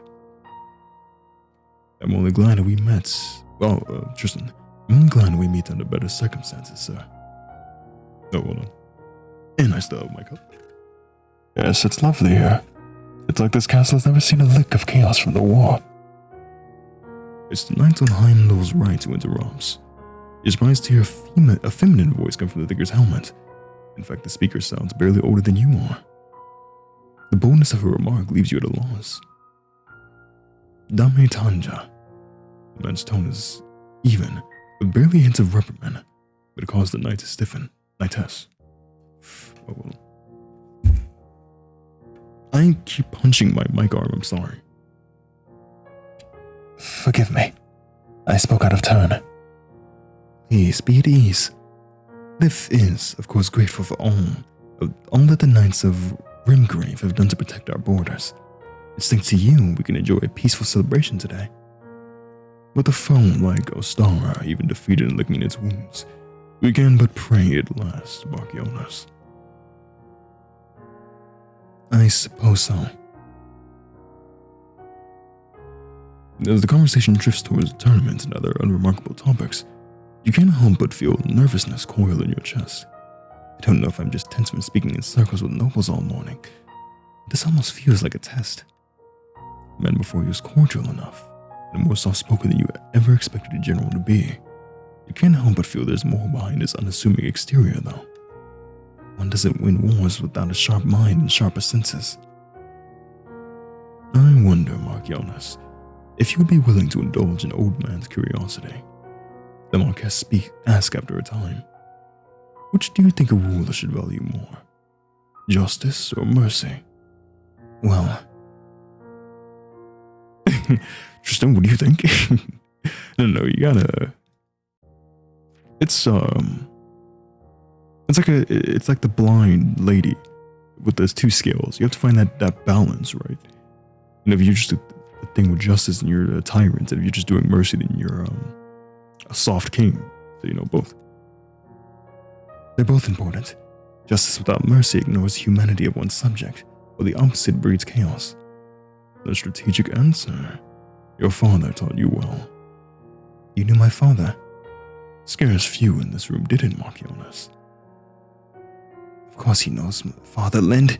He's a Marquess and a Knight of Lif. You're still mulling over his words and your own. And he asks, Marquess, may I borrow your brother for a moment? You're aware Sir Tristan is a hero to all of Lif, who is especially beloved by the people of Rimgrave. My knights have been looking forward to see him again, as much as the tournament itself. Sir, I'm on duty. Your brother protests, but there's a flicker of something. Pride behind his words. Please, Tristan, you're like a brother to us. The other knight, a young man with a somewhat familiar voice, says. You're not the only knight Lind has, remember? Blank says... Oh, that's Blank, sorry. It's hard to keep up. You're not the only knight Lind has, remember? Blank says, speaking for the first time. I can look after her while you have your little reunion. You are about to object. You're not a dog or a cat who needs looking after for spirit's sake. But change your mind when you see that wistful look in your brother's eyes. Go ahead, Tristan. Thank you, Blank. I won't be long then. There we go. Yeah, I can put this cup down. As you watch him follow the other knights, the next noble eagerly walks up to you. So many different voices I'm jumping through. I'm sorry for if my voice acting game's not the best. I'm still a little sick, like a little after effects of it. During a lull in the conversations, Blank hesitantly turns to you. Lady Sieglind, please, Blank. There's no need for formalities between us. You're a sister to me. The sharp gaze softened in surprise. Lind, there's something I need to ask of you. What is it? After the tournament concludes, I plan to leave the Winter Knights. Leave? But Father made you my knight. You swore to protect me. I'll still protect you as a knight of the realm. Just not here. You wish to leave Castle Greywall too. What about Tristan? I need some time apart from your brother. But you've barely seen each other over the last few months. It's not the same. Every time I walk down these halls, every stone, every tile makes me think of him. The memories here are just too much. You don't even want to think about him? Do you hate him that much? Hate him? Oh, Lind, I could never. Your brother means everything to me. I've loved him for more than half my life. I couldn't stop now if I tried. I don't understand. Why do you act like you despise him then? Why would you want to leave? It's not that simple. He's done things that have hurt me deeply, and I've done things I regret as well. Where do you plan to go? Lord Heimdall made me an offer back when the war ended. He said that the border would always have a place for a knight like me. Why have you only decided now? You weren't yet of age. I didn't want to leave you before then, and even if I tried, well, Lord Sigmund would only find some way of forcing me to stay. But Father always favored you. You're like a daughter to him. Your father had a peculiar view of family. He made many promises to me and your brother, but never fulfilled them. I hope you understand that I could never bring myself to see him as a father, not like the one I lost. Blank breathes a heavy sigh as her gaze falls. A quick note for you as well, the person, you behind the screen there. You can see a little bit of Tristan and Blank's story if you go back to another video of mine that I did a while back called Trail of Stars. That was like a 30-minute game, and that's kind of like a prequel to their story of what they were doing as they were squires. I believe this is before even Tristan got his eye cut or anything like that. So this is when they were just falling in love with one another. And I had to check because it has been so long since I played it. Like, I hardly remember. I remember the story and all that. I just can't remember the names that was used. But yeah, it does give more story and more background thing of like specifically why she doesn't particularly favor Sieglind's father, the king. There's a little bit of story in there, I believe, that explains that, and I remember that much, but I won't spoil that for you. I suppose nothing I can say can convince you to stay. I'm sorry, Lind. You stay silent as you consider her words. So we only these options aren't really open necessarily. We only have this one option. I understand, but please know you'll always be welcome here. Well, what happens if we click these then? Does anything actually happen? Don't go. Stay here, please. I'll give you anything you ask for. It's too late, silly girl. There's nothing you can do. Nothing you say here will change the fate you'll unfold. Oh yeah, so plead with your own nightmare achievement I got. But why don't I know your name? Lind, what's wrong? You know my name is blank. No, say it again. I can't hear it. This one kind of hurts. Go on if you must, but no, you will never serve in these halls again. Oh, I physically cannot say that one. These are actually the two options here. If you showed a lot of dislike to her character and showed that you had a particularly disdain towards Lind, then you'd be able to, or not Lind, towards Blank, then you'd be able to say this. But since we were always very nice, consider her a sister, then we can say this one.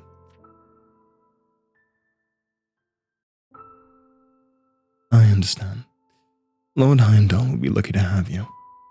Please know that should you ever desire to return, you'll always be welcome here. Thank you, Lind. Promise me you'll at least write to Tristan from time to time. He's bound to worry himself sick over you. And to me as well.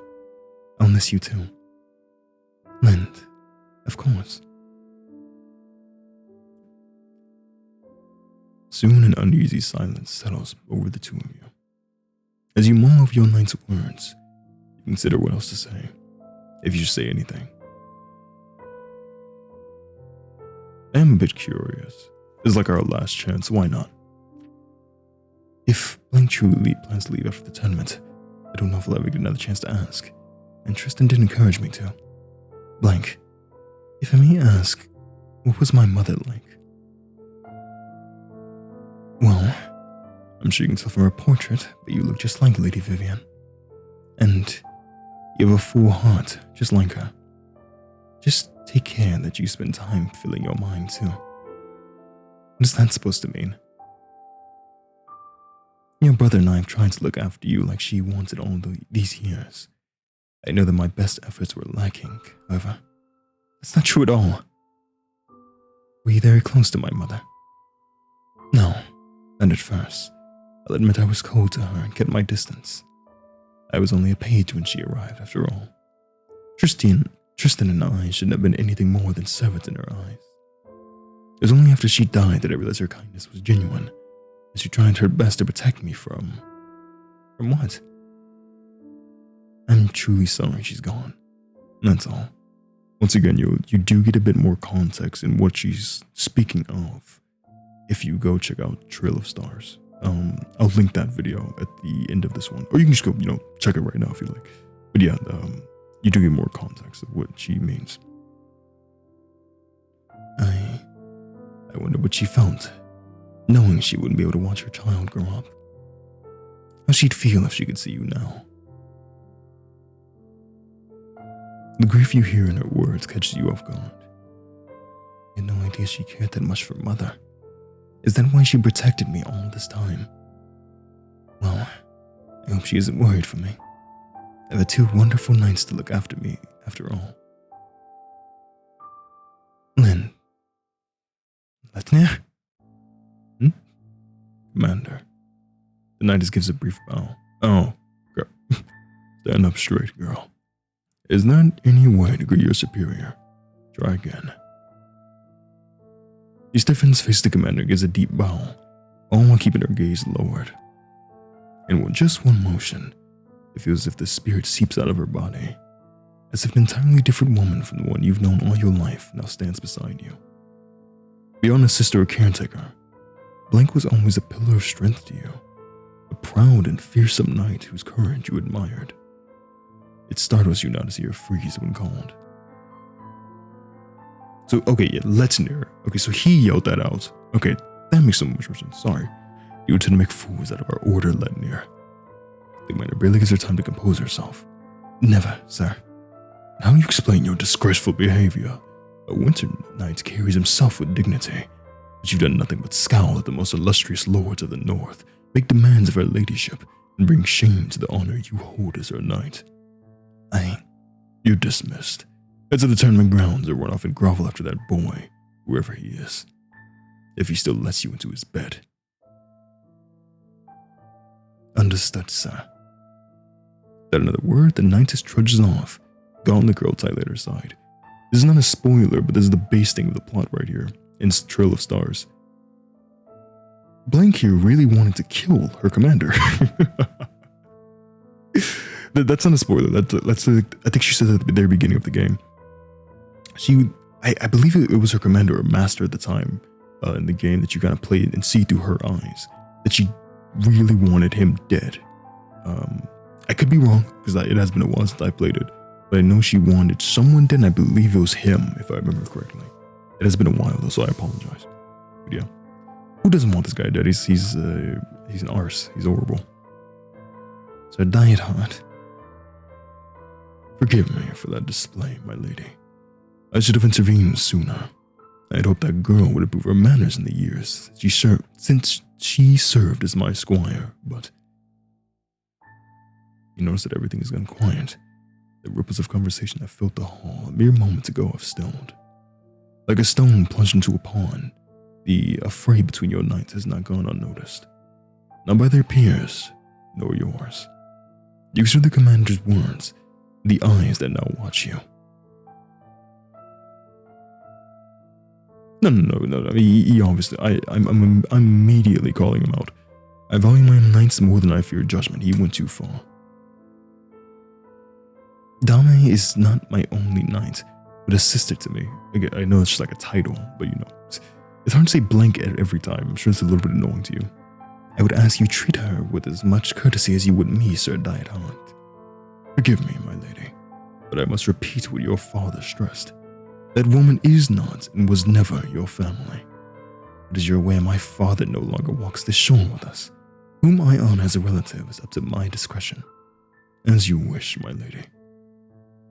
Stand with those who serve you, defender of the knights. The commander briefly scans the room. You, Kaufman.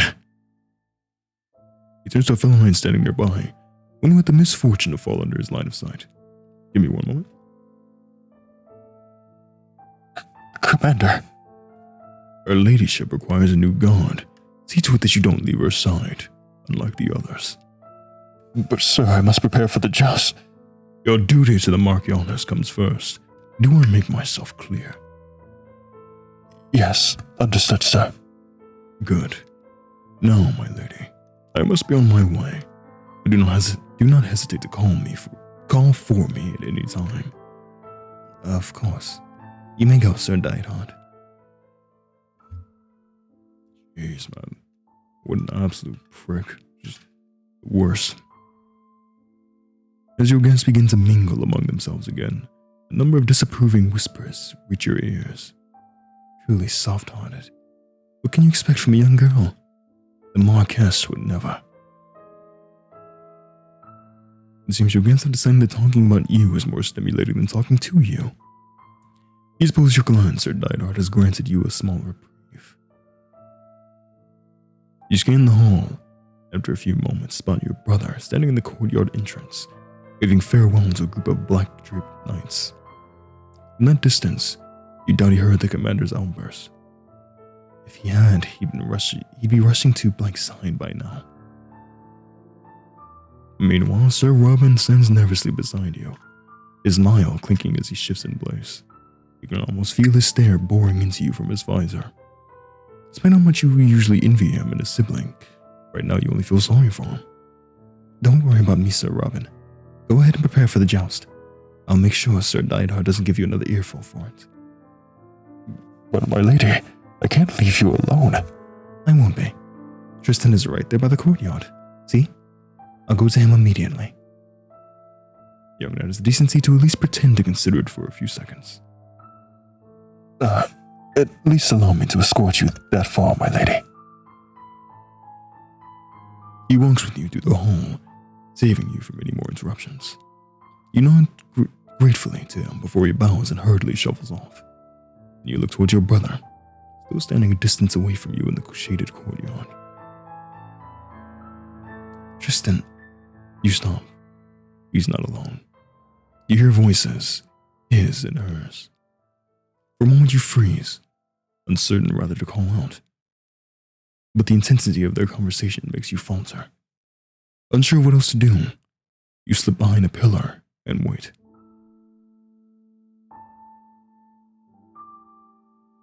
You didn't read my letters, did you? I don't want to hear anything you're too afraid to say aloud. Afraid? You're the one who keeps running away. You're the one who avoids me every time I try to tell you. You're right. I am afraid. I'm afraid that if I look into your eyes, if you beg me to stay, I lose every drop of resolve I still have. So please, don't. Blank. I know you want to leave. I know Lord Heimdall made you an offer. I'm taking it. I should have left years ago. I'm going with or without you. Take me with you. What? Take me with you. Let's go together. We can have a new start, a new life. At that, the knight turns around and strides right up to him. For a brief moment, you wonder if she might embrace him. Then she slams into him mercilessly, forcing his back against the wall with a metallic thud. This is honestly really romantic. Grabbing her claymore by the hilt, she lifts his chin, with the pommel, forcing him to stare down into her eyes. It's a really nice shot. I just gotta take that for myself. You think if you say the right words, I'll melt into your arms to forgive you. Just like that. You have no right to ask me for anything. Oh wait, he said her name right there. I just didn't read it. I should have life with you all these years because I thought you would fight for me. For us. But here we are. 7 years and no home, no land, still drowning in debt. I know I failed you. I know I'm not good enough. I know I shouldn't have left you. But you did. And what did you gain from it? What did you get for abandoning us? What did you get for leaving your family to die while you offered the prince like a good guard dog? A title? Gold? No. A pat on the back from the king and another bloody suit of armor to keep fighting in. Don't look at me like that. Like an ass Lynn to forgive the debt. And what then? Think that a girl used to having you at her beck and call all her life is gonna let you run away to the border? The minute she calls for you, you're gonna forget about building a new life and run straight back to her like the hound you are. Lynn is the Marchioness. She's grown now. She doesn't need me. About when I needed you. Don't you dare call me the strongest person you know. Don't say that she or your kingdom or whoever else needed you more. I've never been strong, Tristan. I'm weak and I'm broken. I'm tired of pretending not to be. Aren't these scars proof enough? Stop. I can't stop being a miserable, incurable wretch. I can't stop being this witless, worthless woman who can't stop loving you even after you've hurt me again and again. This is making me emotional. This is really beautiful. What follows is silence. She shoves her claymore aside and seals his mouth with hers. Don't get mad at me if I use that as a thumbnail, YouTube. It's fine. It's two adults kissing. A silence that lasts only a moment before he returns to kiss ardently, weaving one hand through her burning hair and the other around her waist, desperate to feel her warmth beneath the metal plate. Her arms go slack as she surrenders herself to him, lets him cradle her like a doll, lips never parting from his. You're not sure how either knight can breathe. You have the decency then to avert your gaze. You don't know how long they remain that way, locked in their embrace, until a cry of surprise draws your attention. How did you find my ring? I threw it off the battlements. I told you before, I'm Sir Tristan Greywell's second, and Lady Leitner's husband first. Tristan, wait. There's something I need to tell you. Look at him taking credit for Lynn giving one of her rings to give him that ring back. He's taking credit for it. There's something I need to tell you. Let me go first. I know you've made sacrifices for me. I'm just gonna say Leitner, because that's her last name, and we're just gonna go for that right now. I know you've made sacrifices for me, Leitner. Too many sacrifices to count. I'm willing to do the same. I'm willing to sacrifice Lynn. Dang. Sacrifice me? What? You don't hear what comes after. You sink down to your knees instead, clutching the sides of your dress with frigid fingers. You're cold, as if all the warmth has drained from your veins. Yet your heart beats rapid. It's thundering, filling your ears, making your head spin. My brother wants to run away with her. He doesn't care about me anymore. After a while, you struggle to stand up again. When you do, the courtyard is quiet. They must have finished whatever they needed to say. When you hear the faint sound of steel clinking, you hurriedly turn around and slip back into the great hall before either of them could spot you.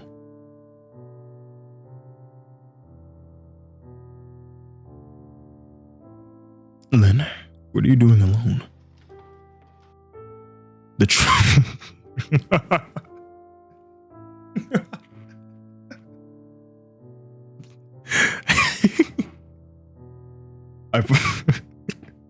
I apologize. I sincerely apologize for breaking the momentum of the story. I was not expecting to read the traitor as casually. All my love for him is gone. The bastard child stares at you with his evil, piercing blue devil eyes. The trainer asks casually as he strolls up to you, like nothing happened. You can barely keep your voice from breaking. I could ask you that. You're supposed to be my knight. What kept you? Lynn, His Highness, Prince Ramoon has arrived. Random servant, Thank you. A rush cascades through the hall, followed by ripples of excited murmurs. All eyes turn toward the pair of oaken doors at the entryway, at the far end of the space where you now stand. The prince. I forgot about him completely. You barely manage to compose your face into an expressionless mask as another figure, Sir Diehard, approaches you. My lady, will I escort you to greet our guest? Are you nervous? You look pale. I'm fine, Sir Diehard. You don't feel fine, of course. Your body doesn't feel like your own. You feel as if you're watching yourself tread down the hall, dragged along on some invisible current that pulls your feet one after the other. Your limbs are like a doll's, as stiff and cold as the stone floor your skirt grazes over. You're dimly aware of your brother's, of his footsteps behind you. Ordinarily, you would turn ever so slightly, stealing a glance at his calm smile, and stand taller knowing you were safe with him close by. Just an hour ago, his presence made you feel whole. Now, you simply stare ahead and walk forward, step after step. I don't know what to think.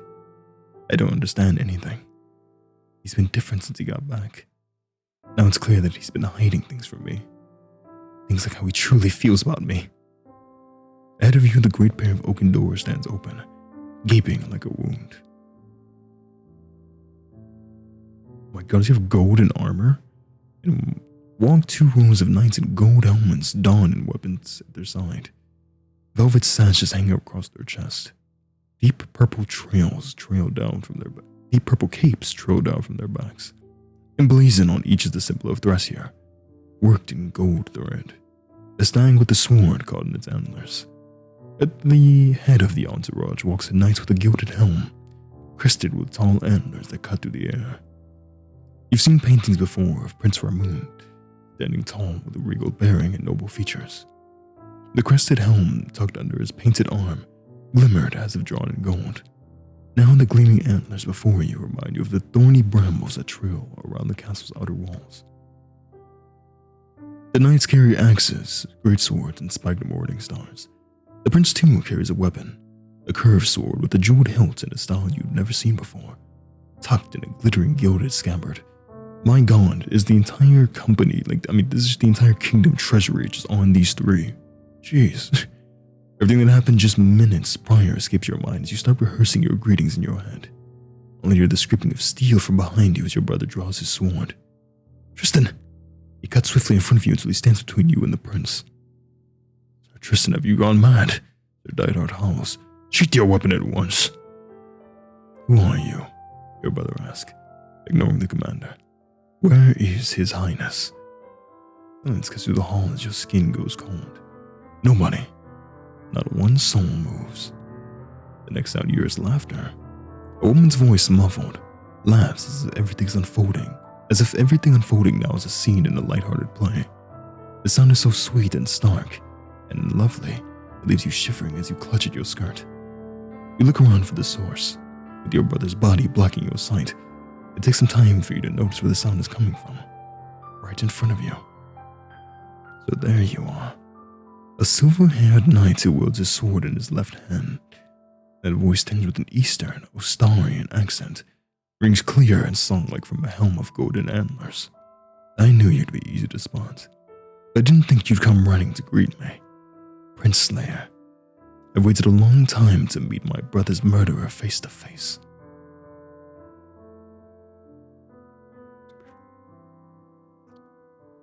Is that okay?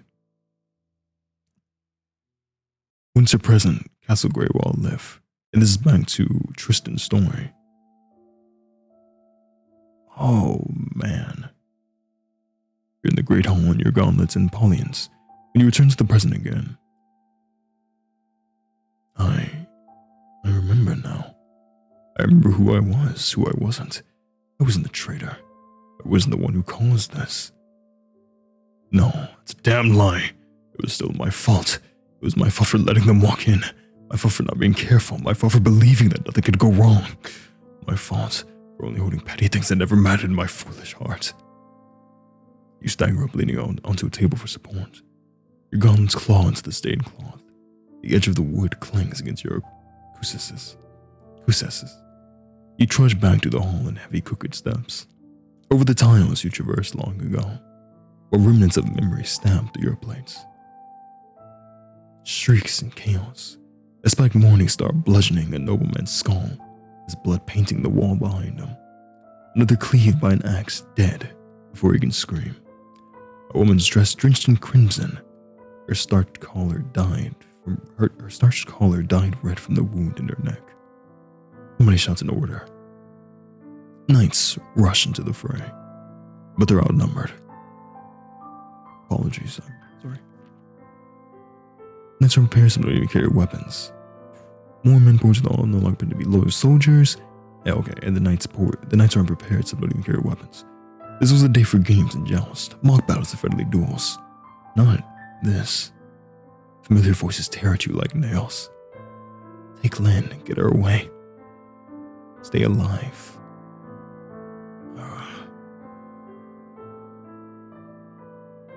You remember where you fled to next. Somewhere twisting and cold where the darkness enveloped your footsteps. That's when we retreated into the tunnel, where stone upon stone seemed to swallow you whole. Where something happened. Sir Dienhard attacked us down there and then we killed him. The third tongue's on you. You do not resist its pull, and so you retreat to where your memories lie. And this is something you will have to wait until the next episode to see. It's not really a cliffhanger, not really. Come on, we got the big reveal that obviously it wasn't Tristan, that it was the same Astarian people, our sworn enemies that kind of came for us there. And obviously we were blamed by,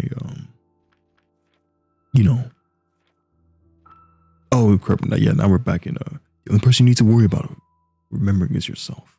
Yeah. Now we're back here in, Tristan thinks we can't read all that. But we know why our wife kind of started to dislike us, Tristan. Because as left his people behind, go kill the prince and all that, and then I guess wasn't making sacrifice for her by staying. And that's kind of also, as I said, kind of something you can kind of see in their relationship in the very first game. So I'm very curious to see how things are going to develop. I don't like to talk too much for the because it's just another episode. And I'm sure we have a couple more episodes to go. Probably just about 2 more, for being honest, because I record these for about 2 hours at a time. And, just sit down and just get ready to read and do different voices and stuff like that. I apologize if my voices weren't the best today. I'm still a little bit sick. It's mostly gone, but it's still there a little bit. But yeah, as always, I appreciate you all sincerely, and I really do hope you're enjoying this as much as I am, because I'm really loving this. Like, I really want to know what's going to happen. I really want to keep progressing it so we see what happens. It's really, really awesome to me. But yeah, I hope you just love it as much as I do. Anyways, thank you all so much for watching. And as always, I sincerely appreciate you all. And farewell for now.